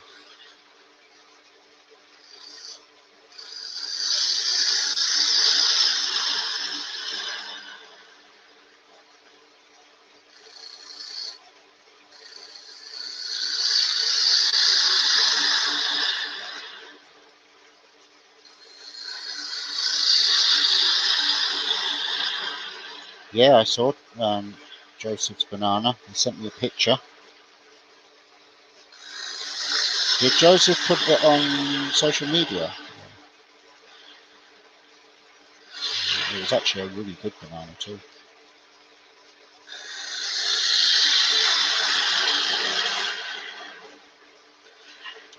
No, Jeff, it is the Crown Cryogenic 3/8 spindle gouge. There you go. Ta-da! It very rare I'd use carbide, just through personal choice. I would use the Hope Hollower if I'm doing hollow forms and deep vessels and things like that. Or I have the Crown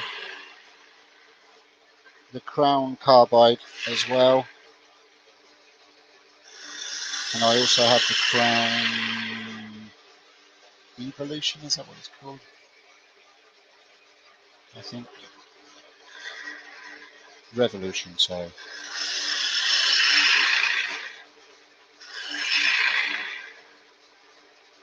Hi, Sid. Another Australian. Should I say good day, Sid?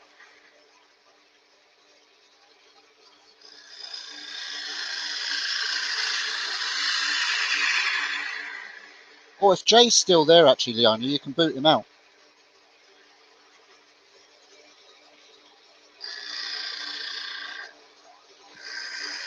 He booted me out of Robbo's live yesterday.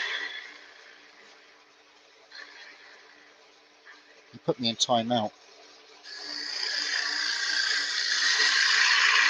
Actually, Robbo, it's most Sunday mornings that Robbo does a live, isn't it? He's a very good demonstrator. And if you do go and watch him, just mention to him about using the spindle roughing gouge for turning bowls. He loves people talking about that.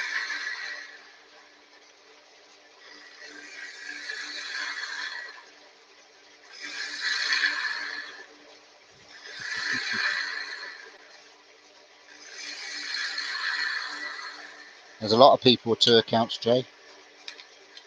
That's why there's so many thumbs. You won't go there.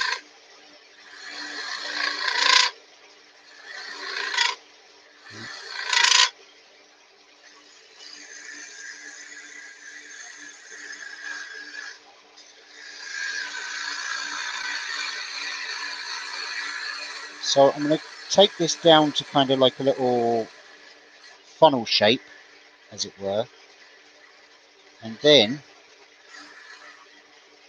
I'm going to run a drill from inside right through the neck of this. Still got a little bit more hollowing to do. I'm aware that I don't want to get in the way of the camera too much.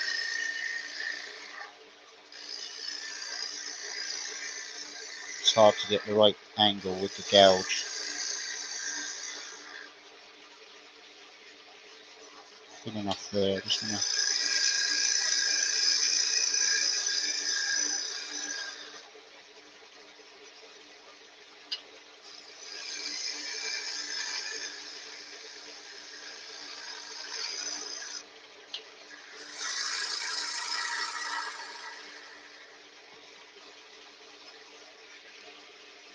just gauging roughly the thickness of the wall that I have there. Hi, Wood Resin Art. How are you? You're very welcome.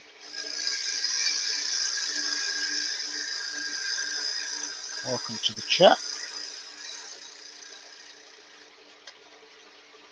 Feel free to join in. Introduce yourself.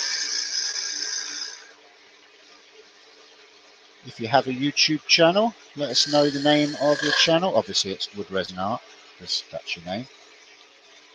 But if you have an active account, then let us know, and maybe Leona will. Leona loves being kept busy.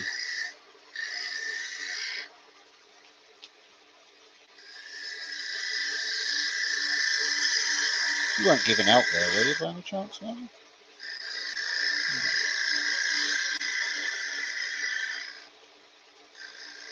Sorry?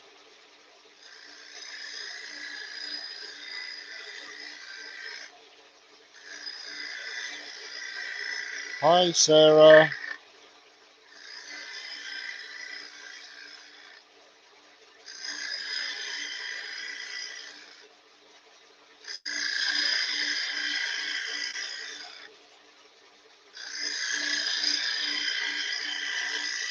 See you, Ruben. I'll try not to make it fly.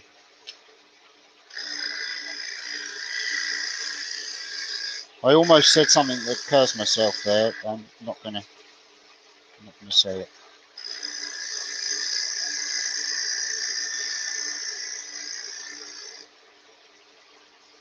Okay, I'm happy with that, I think. It's about the right shape I want.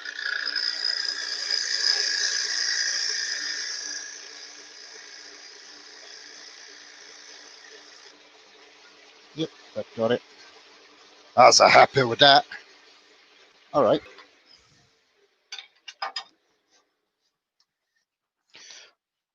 Hi, Andrew. How are you? Okay. I think I'm happy with that. I'm not going to be sanding the inside. Sorry, Leona. Go on, carry on.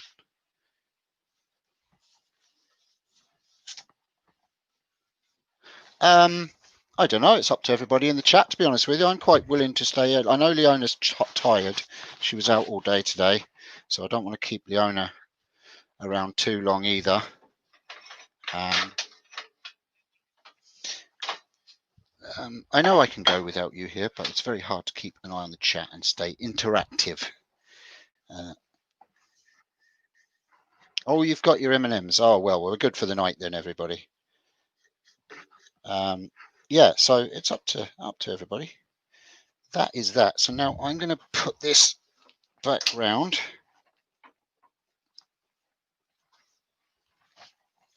Does this go in the blow-up doll? No.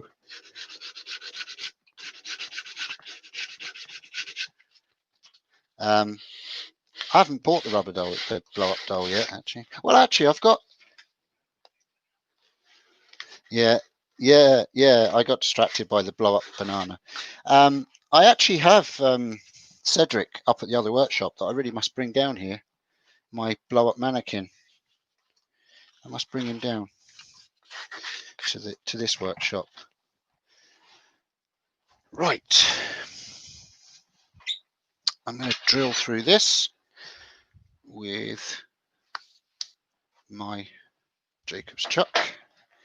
Let me change cameras again. Boing! Jacob's chuck here. I wonder, have I got...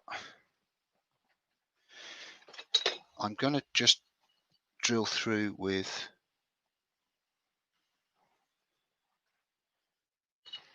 a 12mm drill bit to start with, just so that there's kind of a hole to clear out, and then we'll go with a Forstner bit. That's if I can find my chuck key.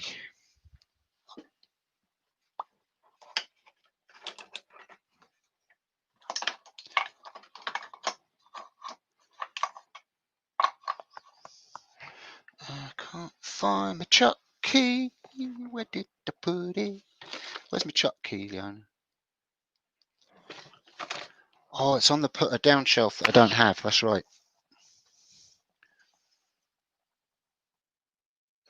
It should be here in the...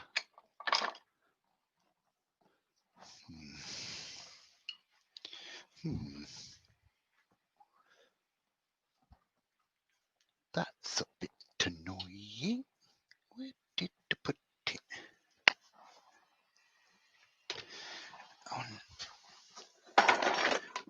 Well, I might just go in with the skew, Sid.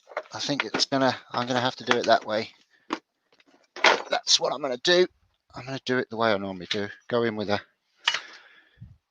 1/4-inch skew. So let's pop it back out here again and change camera again. And let's just hollow it out, old school. To be honest with you, it wouldn't have been any quicker doing it with a drill anyway, especially when you've got no chuck key. I think I know where the chuck key, I've just remembered where the chuck key is. It's in the van, in the Creator van. Because I did a little job on the jet lathe in the van the other day. Right, where's my skew? All right.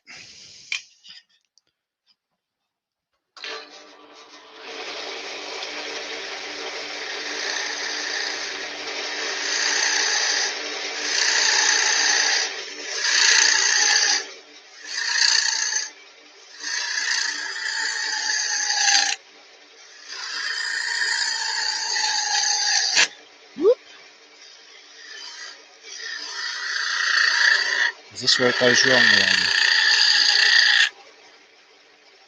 I said, is this where it goes wrong?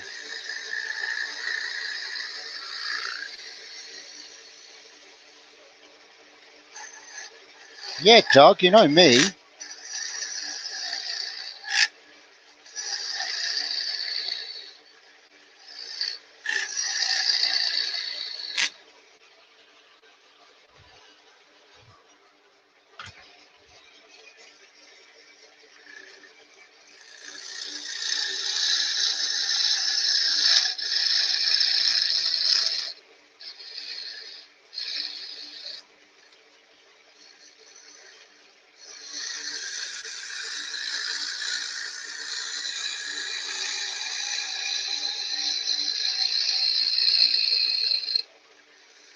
Just hollowing out the stem, Doug.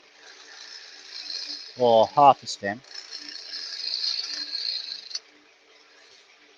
Not liking the way it's sounding. Could be a crack in it. Oh no. Yeah. Well, no. Kinda.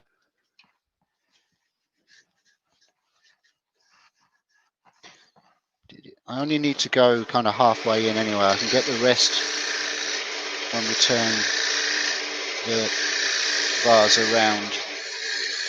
And I can go from the other top when I've glued it together, hopefully.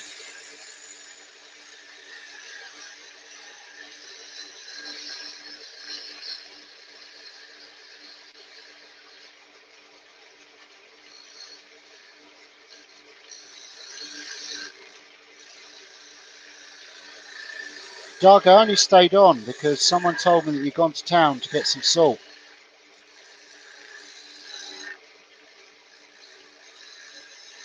Night, Robert and Karen.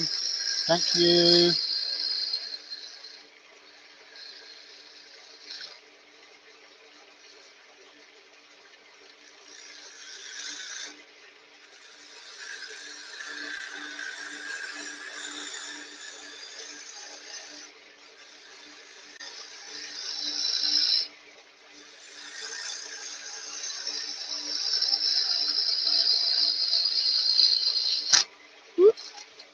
Not going to push it any more than that. It's because I've got a big overhang of the skew going into here. I don't want to push my luck because when you get a catch, it does exaggerate it. And that's quite a nice transition through there. Just a little bit of that jazz.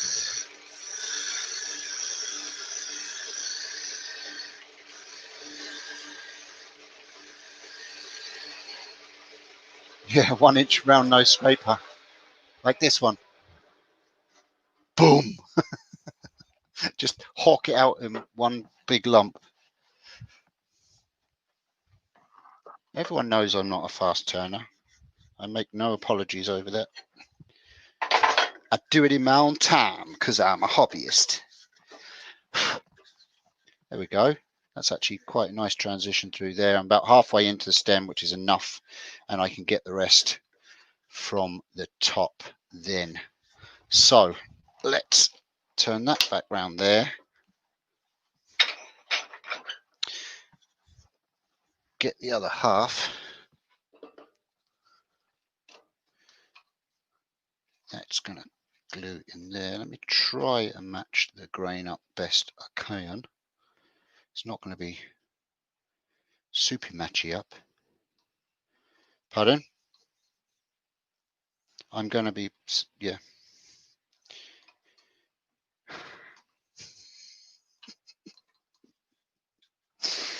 Oh dear.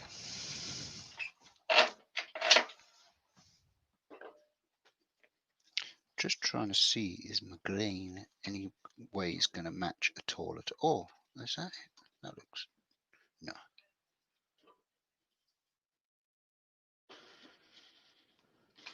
Set in just a bit far, Doug. Sorry. I think that's a bit. Good enough. Doesn't matter if the grain matches. I think that's going to be all right there. I'm going to whack a bit of glue on that and stick it together. I'm happy with that. Right. Where's me glue? We'll give it a go with this, and if it doesn't stick, then oh well. At least I've done the concept, and then I can get some acetate, clean it off, and do acetone even. Acetate, acetone, potato, potatoes. Let's call the whole thing off.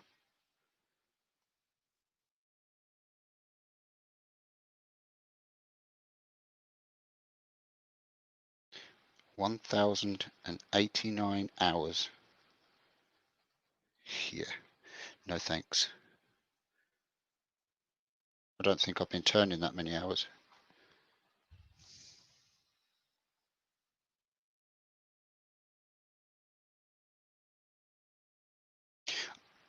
Oh, okay. Whew. I thought I'd... Hello, Maker.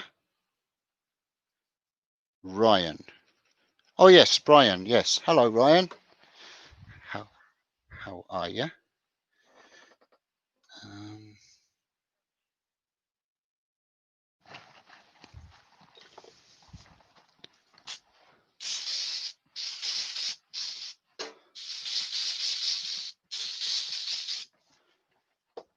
Very good. Okay, I'm going to put that in there, bring that up there, do it quick. Bit of pressure, bit of pressure.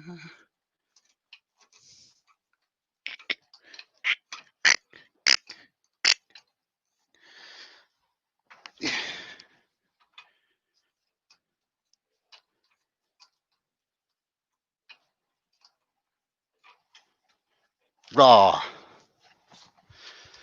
Okay, that's got some glue on that.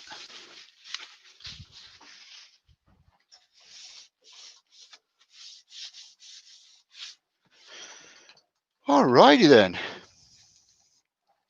I think Robbie probably fell asleep and forgot my tea, bless him. No, I drank most of it, a little bit at the bottom. I always leave the bottom bit of my tea though. It's a habit. It's my granny's fault. Right. All right. Well, that's glued that. I'm just going to run the tool over the whole thing one more time, just to clean that off. And what I might do is I might put a little burn ring just on where the joint is, and one just above it, and that will kind of make it look as if it's supposed to be there. Don't you know? I said I'm going to run the tool over it, clean it off a little bit, and then put a burn mark where the joint is and just above it to take the eye away from the joint. Yeah. You think I should texture it? Can do. As in what kind of texture? As in pyro texture or a texture tool texture? Could happen.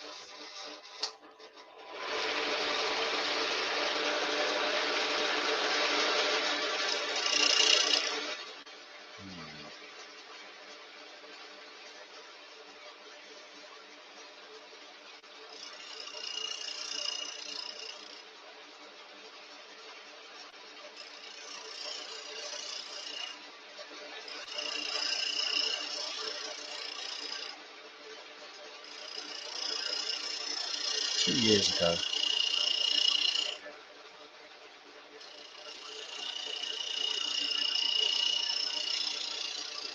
Okay, I'm not going to run the tool over this.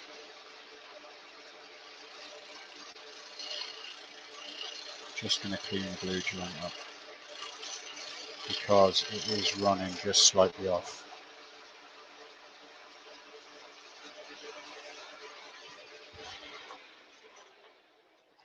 Or is it just because my... Yeah, that's what I'm just wondering.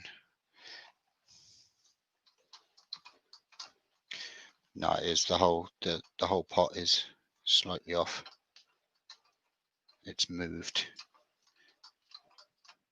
So I am just going to sand it from there, because if I run the tool over it, I'm going to get an odd shape coming on into it.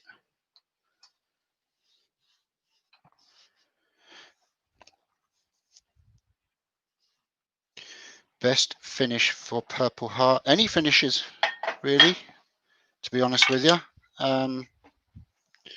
Purple Heart, the one thing about Purple Heart is it really finishes lovely. It does really finish up nice. It's a really hard wood, so I find it hard. Now I'm going to go through all the grits on this.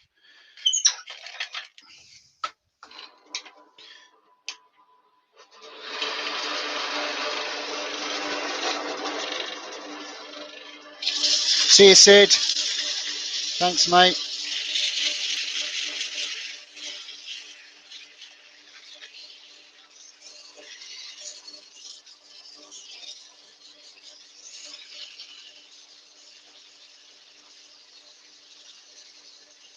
Now, with this being off slightly, I'm wondering how the texture would lay down on it. I've got an echo.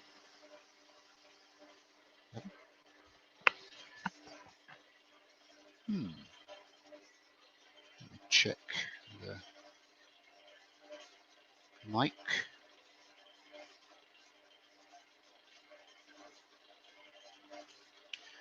I'm just going to turn the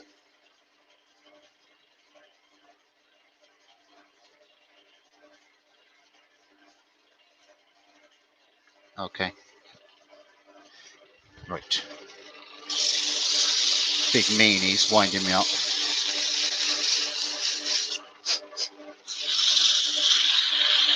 Leona, they're winding me up, Leona.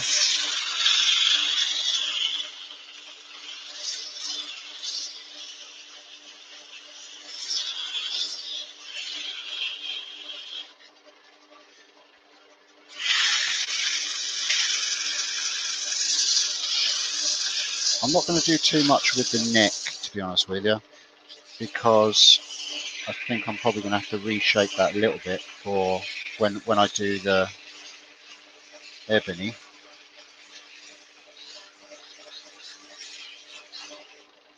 In fact, I could nearly... The neck is the headstock.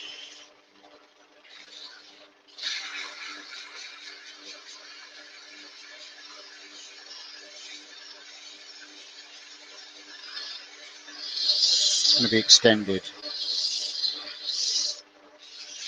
with the ebony, and then like a bit of a wide rim going on the top of it then. But it's going to be an angled rim too, cut at like a 45.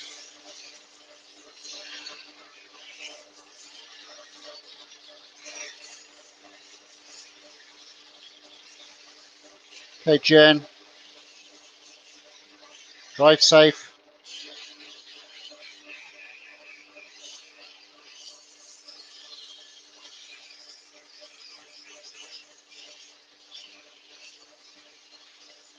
Night, Douglas, thank you very much for dropping in and watching, staying this long.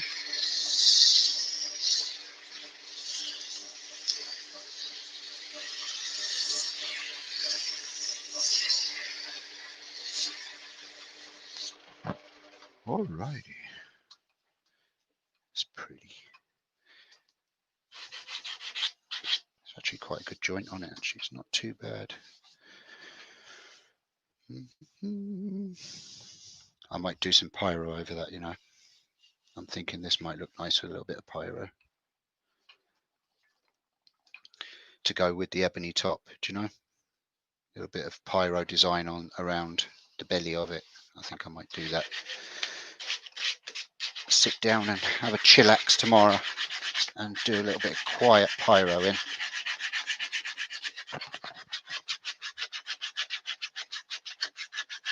Hi, Steve. You're welcome. Right.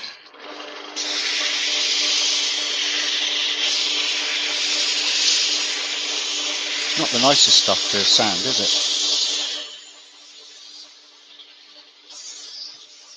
Good day, Robbo.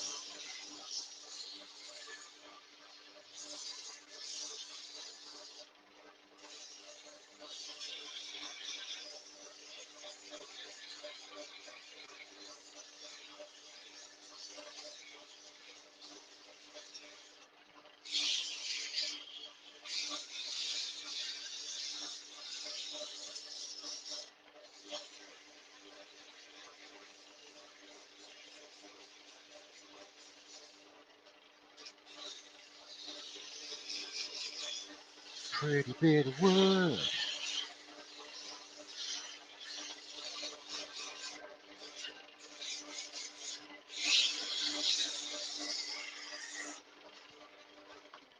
I have a Peter Childs pyro machine, Maggie, but I also have a cheaper no-name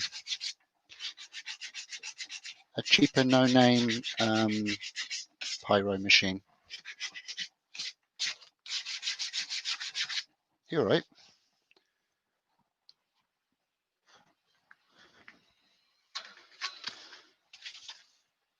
Yes, I have a cheaper no-name one as well, which is just as good as the Peter Childs.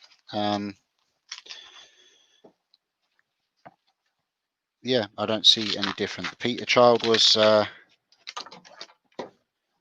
100 and 30 quid, I think, back in the day when I bought it. And the Chinese one was 35 quid. And they both do exactly the same thing.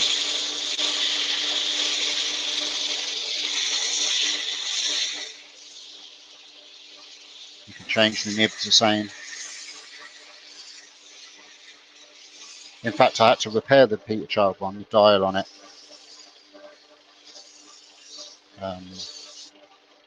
It's done on a wire. There's like a wire spring coil inside, and then there's a dial that spins round on top of it, which controls the heat. And the heat had caused it to just slightly bend out, the copper to bend out, and it wasn't making full contact inside. So I had to just repair that.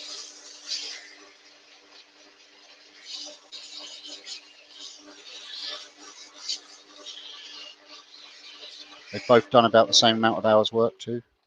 So, I don't know. I'll leave it up to yourself to judge. But I just think a lot of the time you are paying for a name.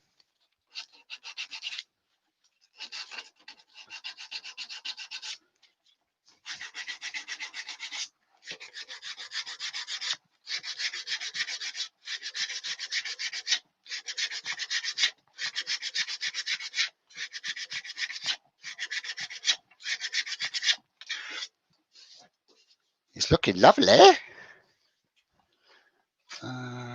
Sandpaper.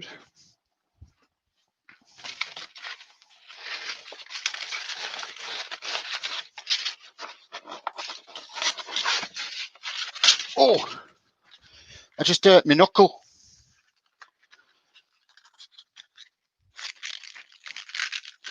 Yes, so back to work Thursday. Not looking forward to that. Wearing all the PPE. For those that don't know, I work in a special needs school. I am a special needs assistant to a teacher.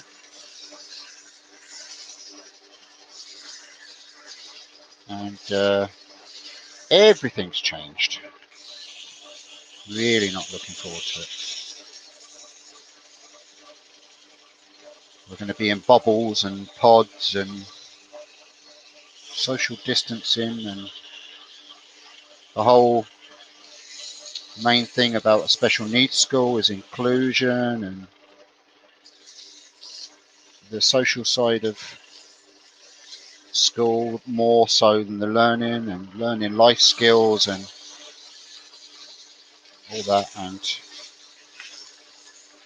I find it very hard to understand how that is going to be covered with the rules that have been set in place. Thank you, Rob. Very kind of you.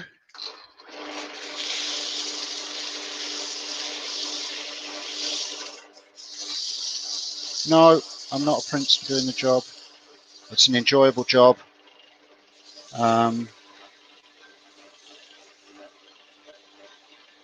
It has its challenges, as do the kids have their challenges.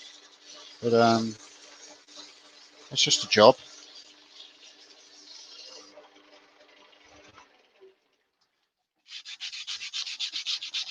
I'm just finding it very hard to adapt in my head. It might be very different when I get there. I had a sample of it during lockdown when I did some frontline work, voluntary. But I don't know. I'm gonna, it's very hard to understand how autistic kids are gonna.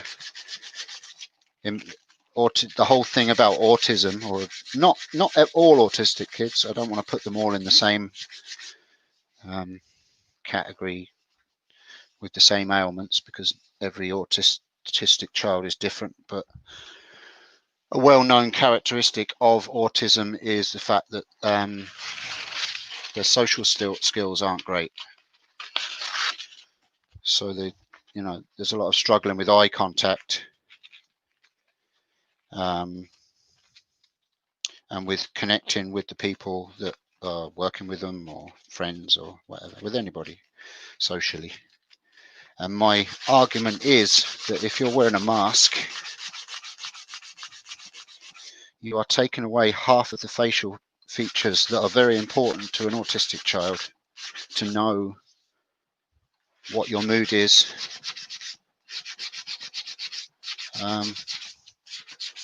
how you're expressing yourself. A lot of my expression to kids would be through mouthing the words and getting them to understand what I'm saying, to use a calm voice, you know, soft movements with the face. And it's a lot about facial features. And when you're taking away half of those features and covering them up, and then you're forcing the one thing that they're really uncomfortable looking at, which is the eyes, at them, it's going to be very hard for them to adapt, I think, personally.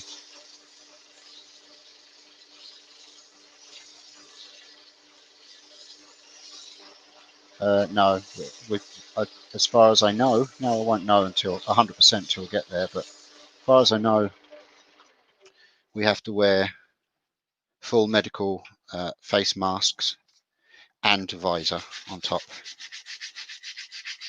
because we have children that spit and other things without going into too much detail. But yeah, so full, as in the same protection that a doctor or nurse would wear, I think.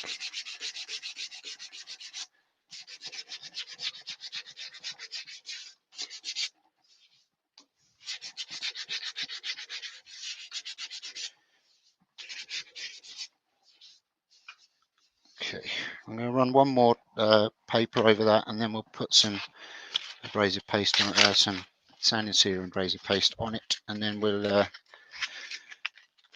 I'll part off the very top of it, because I'll take it off actually, put it in the chuck, part off the top, and then we'll put it to the side, and then we might, depending on how people are feeling, I can leave this and finish it on another live.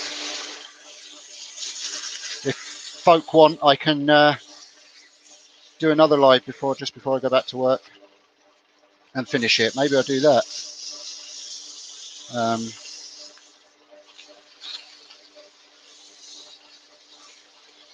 Or even the day I've been back to work, Thursday evening maybe, something like that.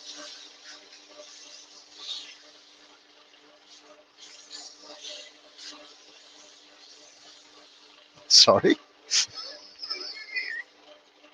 Oh, I really heard that wrong.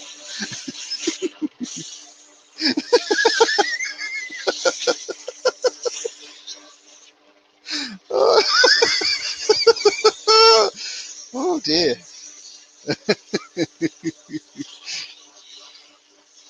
Oh, thank God that's not what you meant. Ooh. I was thinking, what the hell is she saying that for?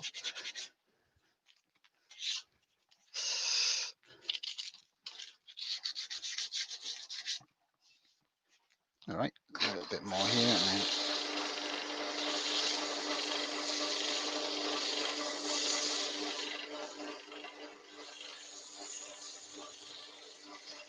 I think Billy has family with autism, I think. Yeah.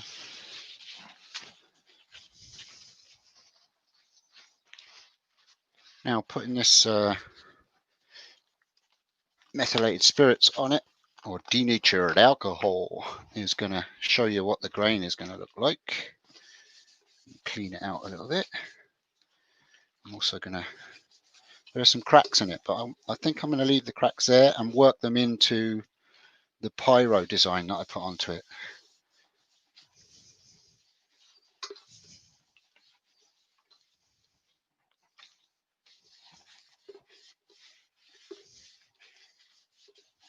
This is just cleaning out the grain a little bit. It's a tight grain anyway, so there wouldn't be too much in it. And an oily grain at that. There we go. It's pretty, isn't it?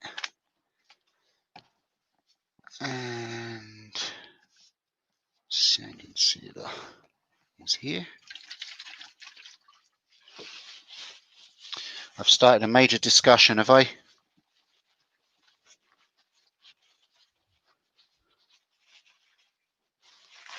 Hi, Pete. How are you?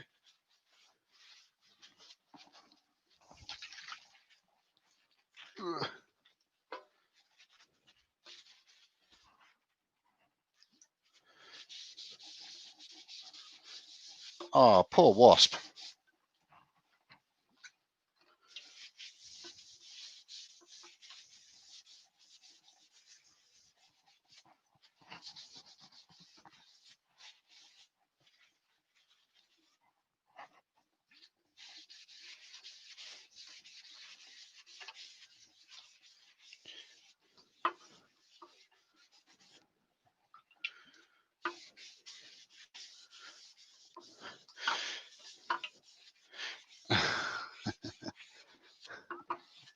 Yeah, I'm sorry. I didn't mean to start the whole debate about masks. That wasn't my intentions. Everybody has their own views about stuff like that. And I know it's very kind of a hot topic at the moment, but you know, it was just in my work situation was all I was saying. It's I understand about masks, and I do get why they want to do it and stuff like that. Even though it's too little, too late, but still, it's you know, just in the work setting where I am, I don't think it's going to fly.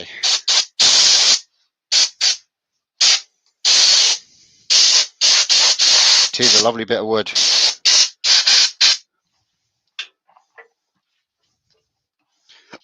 Excuse me, didn't mean to burp in your ear.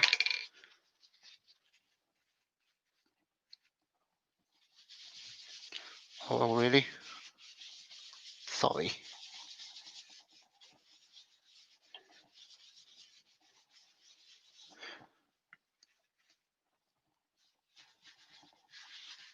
The neck, yes, I do as well, but I'm just kind of finishing it with the rest, and if it needs to be turned a little bit more, I have got the tenon on the bottom to work on it. So I'm just going to kind of polish it up a bit, get it to that point, and then we'll decide whether I do a bit more tonight or whether we'll do it in another live. I'm half tempted to just do it in another live.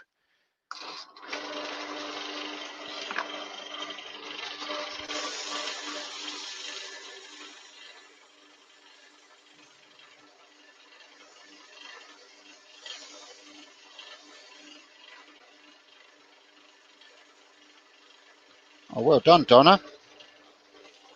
Charles does some really awesome scroll saw patterns. He is the master at it, in my opinion, and doesn't get half enough recognition for it. He is an unbelievable scroll saw artist. There is no other man like him, I don't think, personally. Some of the intricate stuff that he does is absolutely freaking amazing.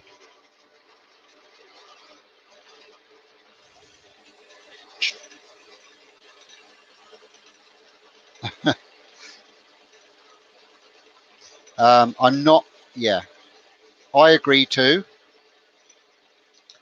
but I'm thinking of just embellishing it with pyro, as in putting a little stipple design on it. I'm not going to take away the grain at all.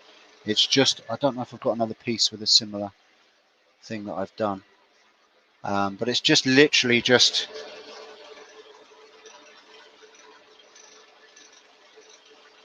putting like lines and things like that through it. I don't know, I might not, we'll see. I think I'm going to finish it on another live. I don't know, has anybody kind of had any feedback on that idea? Or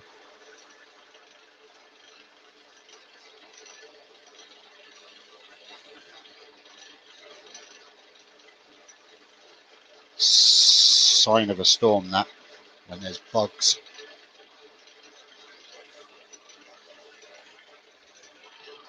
We're trying to get in away from the... It's actually raining here now, so the storm's just coming in.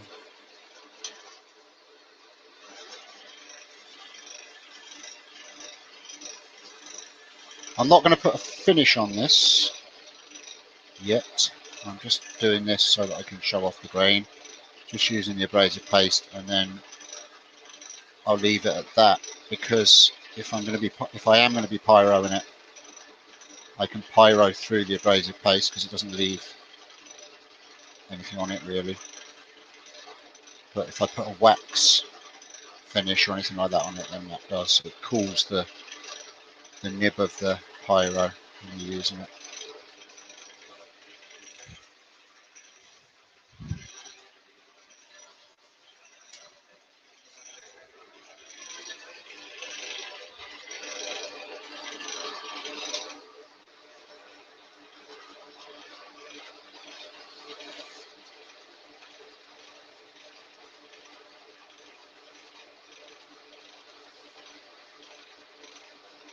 Man, Steve.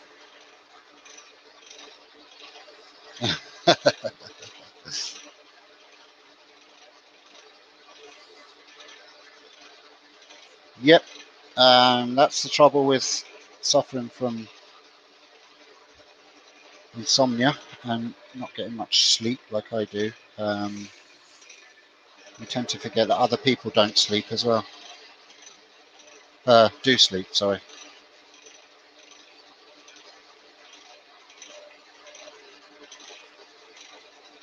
Yes, Mike, I have done that. I haven't got any of the pieces, pyro pieces in here. I've got them in the other place.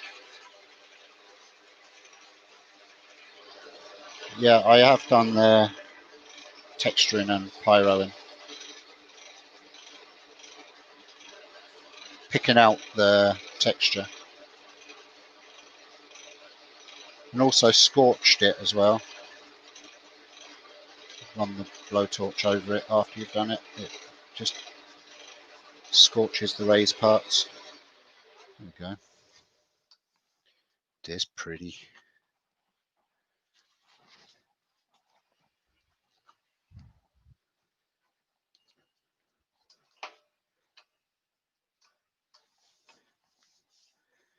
So that is that. I'm thinking maybe to taper that neck down, but like I say, I can work on that anyway. I've hollowed half of it, so I can bring it down slightly. The wall on it is probably a few minutes. But this is the neck is going to be continuing on slightly with the black. I'll go and grab the blank in a second. So that no, the neck is going to continue into black and then go wide at an angle, a cut off angle. The same if you look at the thumbnail on the, I don't know, you probably can't see it anymore. The thumbnail on the video, that is where I want to head. I just want to blow out this. Good night, Steve. Thank you very much for joining.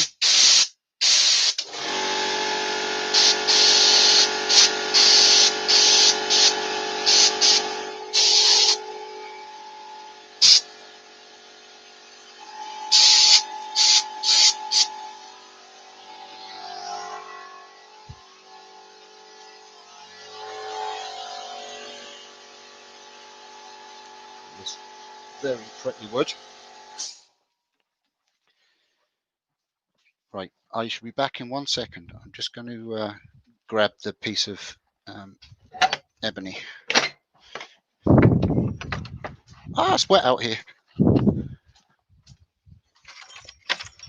Hello, Mr. 3D printer.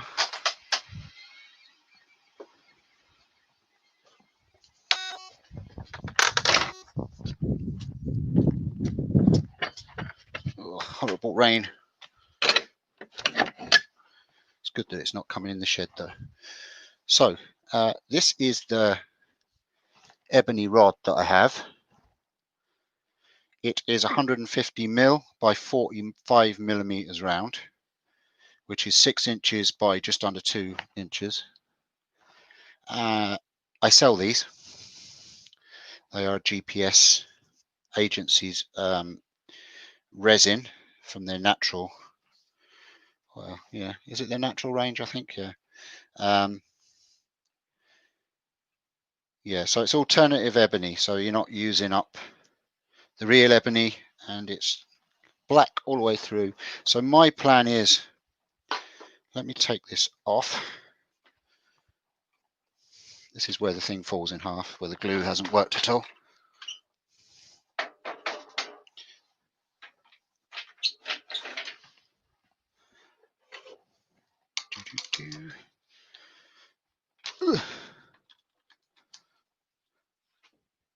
So my plan is that we'll, obviously this will be gone, this lump here, we'll be cutting that off, and I'll be turning the ebony down so it continues on from the neck, and then this I'll be tapering it down and then kind of coming out, flaring it out at the top, but it'll be cut off at an angle.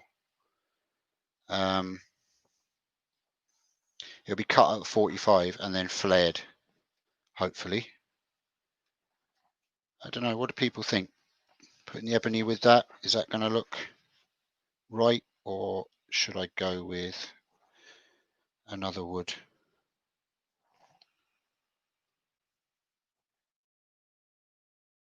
I think the black will look nice with it.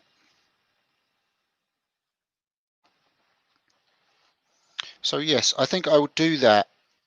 I'll do another live this week, I think. I'll just jump on and do another live, probably, you know, a bit earlier, maybe kind of a 7 o'clock or something live. Maybe a 6 or 7 o'clock live on Wednesday or Thursday.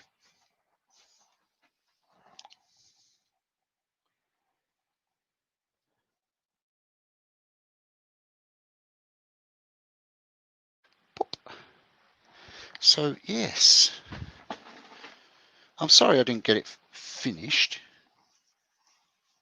Yeah, no, I think the black will work as well. I'll taper it in and then flare the top of it out just slightly, and I just think it will work.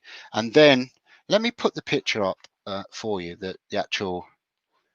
Let me add a media here, and I'll show you that for those of you that didn't see the thumbnail.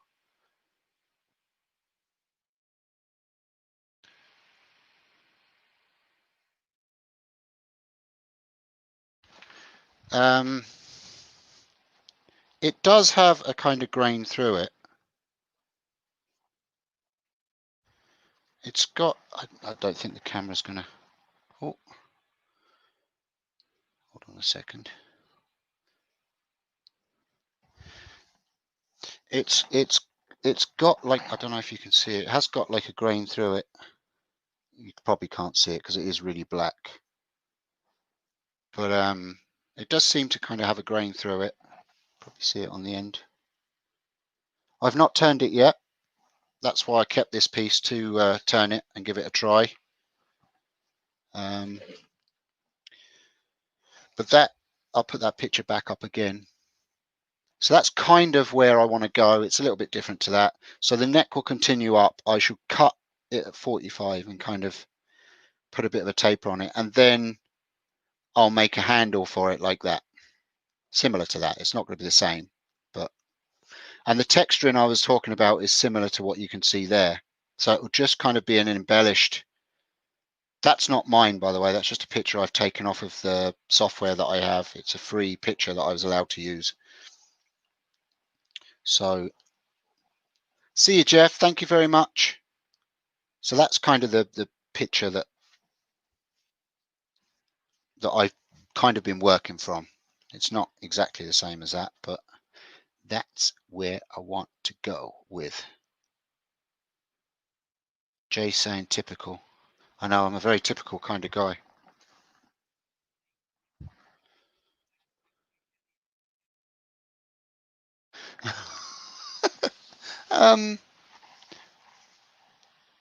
Yeah, where is it? No, it's in the other, it's on my new sticker collection, Jay. It's in the office, in the new Creator Kits office, which is the other shed just that direction. You can't hear it, but the 3D printer's firing away at the moment on the product savers. Oh, an update on product savers, just for those of you that are interested. And thank you to everybody that has bought them. Very good of you. Woodwax 22. Product saver in there now. The standard size product savers are going to fit in them. And any tins that are slightly bigger than the abrasive paste ones. So they're all going to be a standard size for this. But what I'm doing is I'm 3D printing hoops that you kind of squish, and because these have got a lip on them, the tin has a lip on them. They click inside and drop down, and then the regular product saver sits on top of that hoop, and you push the whole lot down. And it's the hoops that are going to be additional, and they'll only be like a couple of euro additional on top of. So rather than paying more for a bigger product saver, which is going to use up more material, I can just literally knock out a few of those hoops and have different size hoops to fit different cans. And obviously I can make the product savers smaller for other products, such as I want to make one for this Bry wax. So I'm going to make a smaller one for that goes into that. So I've actually got it drawn up. I've just got to print a test one off. So yeah, it sits on top of the, can't get it out. There we go.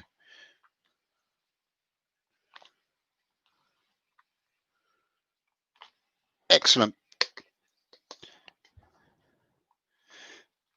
When did you get yours, Pete?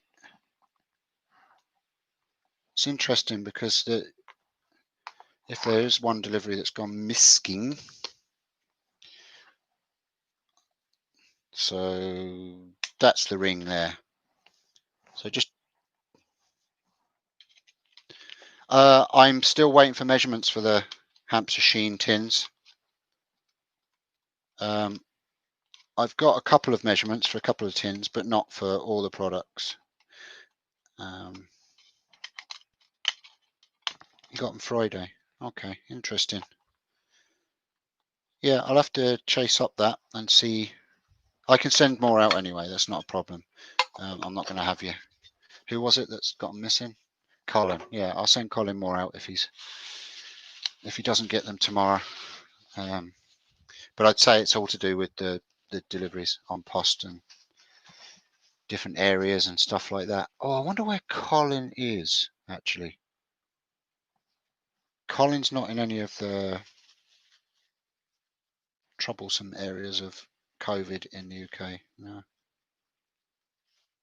Because I did get told that there are a couple of areas that are very slow, but I don't think they were on the list.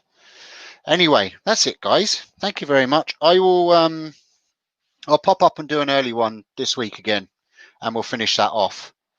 And it's not going to take long. It's only going to be a matter of shaping up the stem and then finishing off the bottom and getting that done. And I might even just do a little bit, sit with you and have a chat and do a bit of pyro work maybe on it. It's literally just going to be a little bit of design just around where the joint is.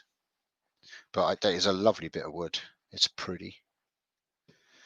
So, all right. Thank you very much, everybody, for joining. Thanks for those that gave super chats. Thanks to my new banana, Richard, Robert. No, yeah, it was Richard. Yeah.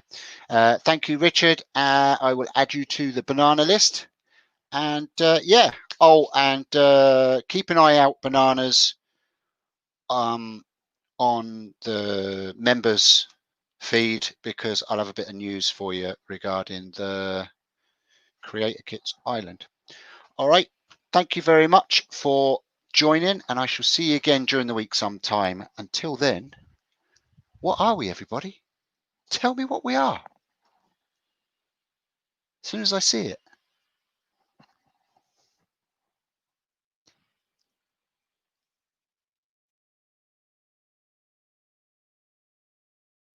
We're forking bananas. Woohoo! All right, guys, thank you. Thanks, Leona. You're a star. And thanks, everybody else. Bye. Jay took the piss out of me last night for doing this. Bye. Oh, I didn't give Doug his sexy dance. I'll do it quick.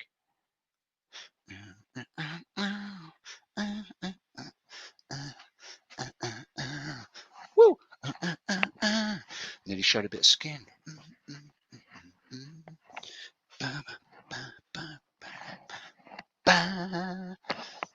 Bye. See you guys. Thanks very much. Take care.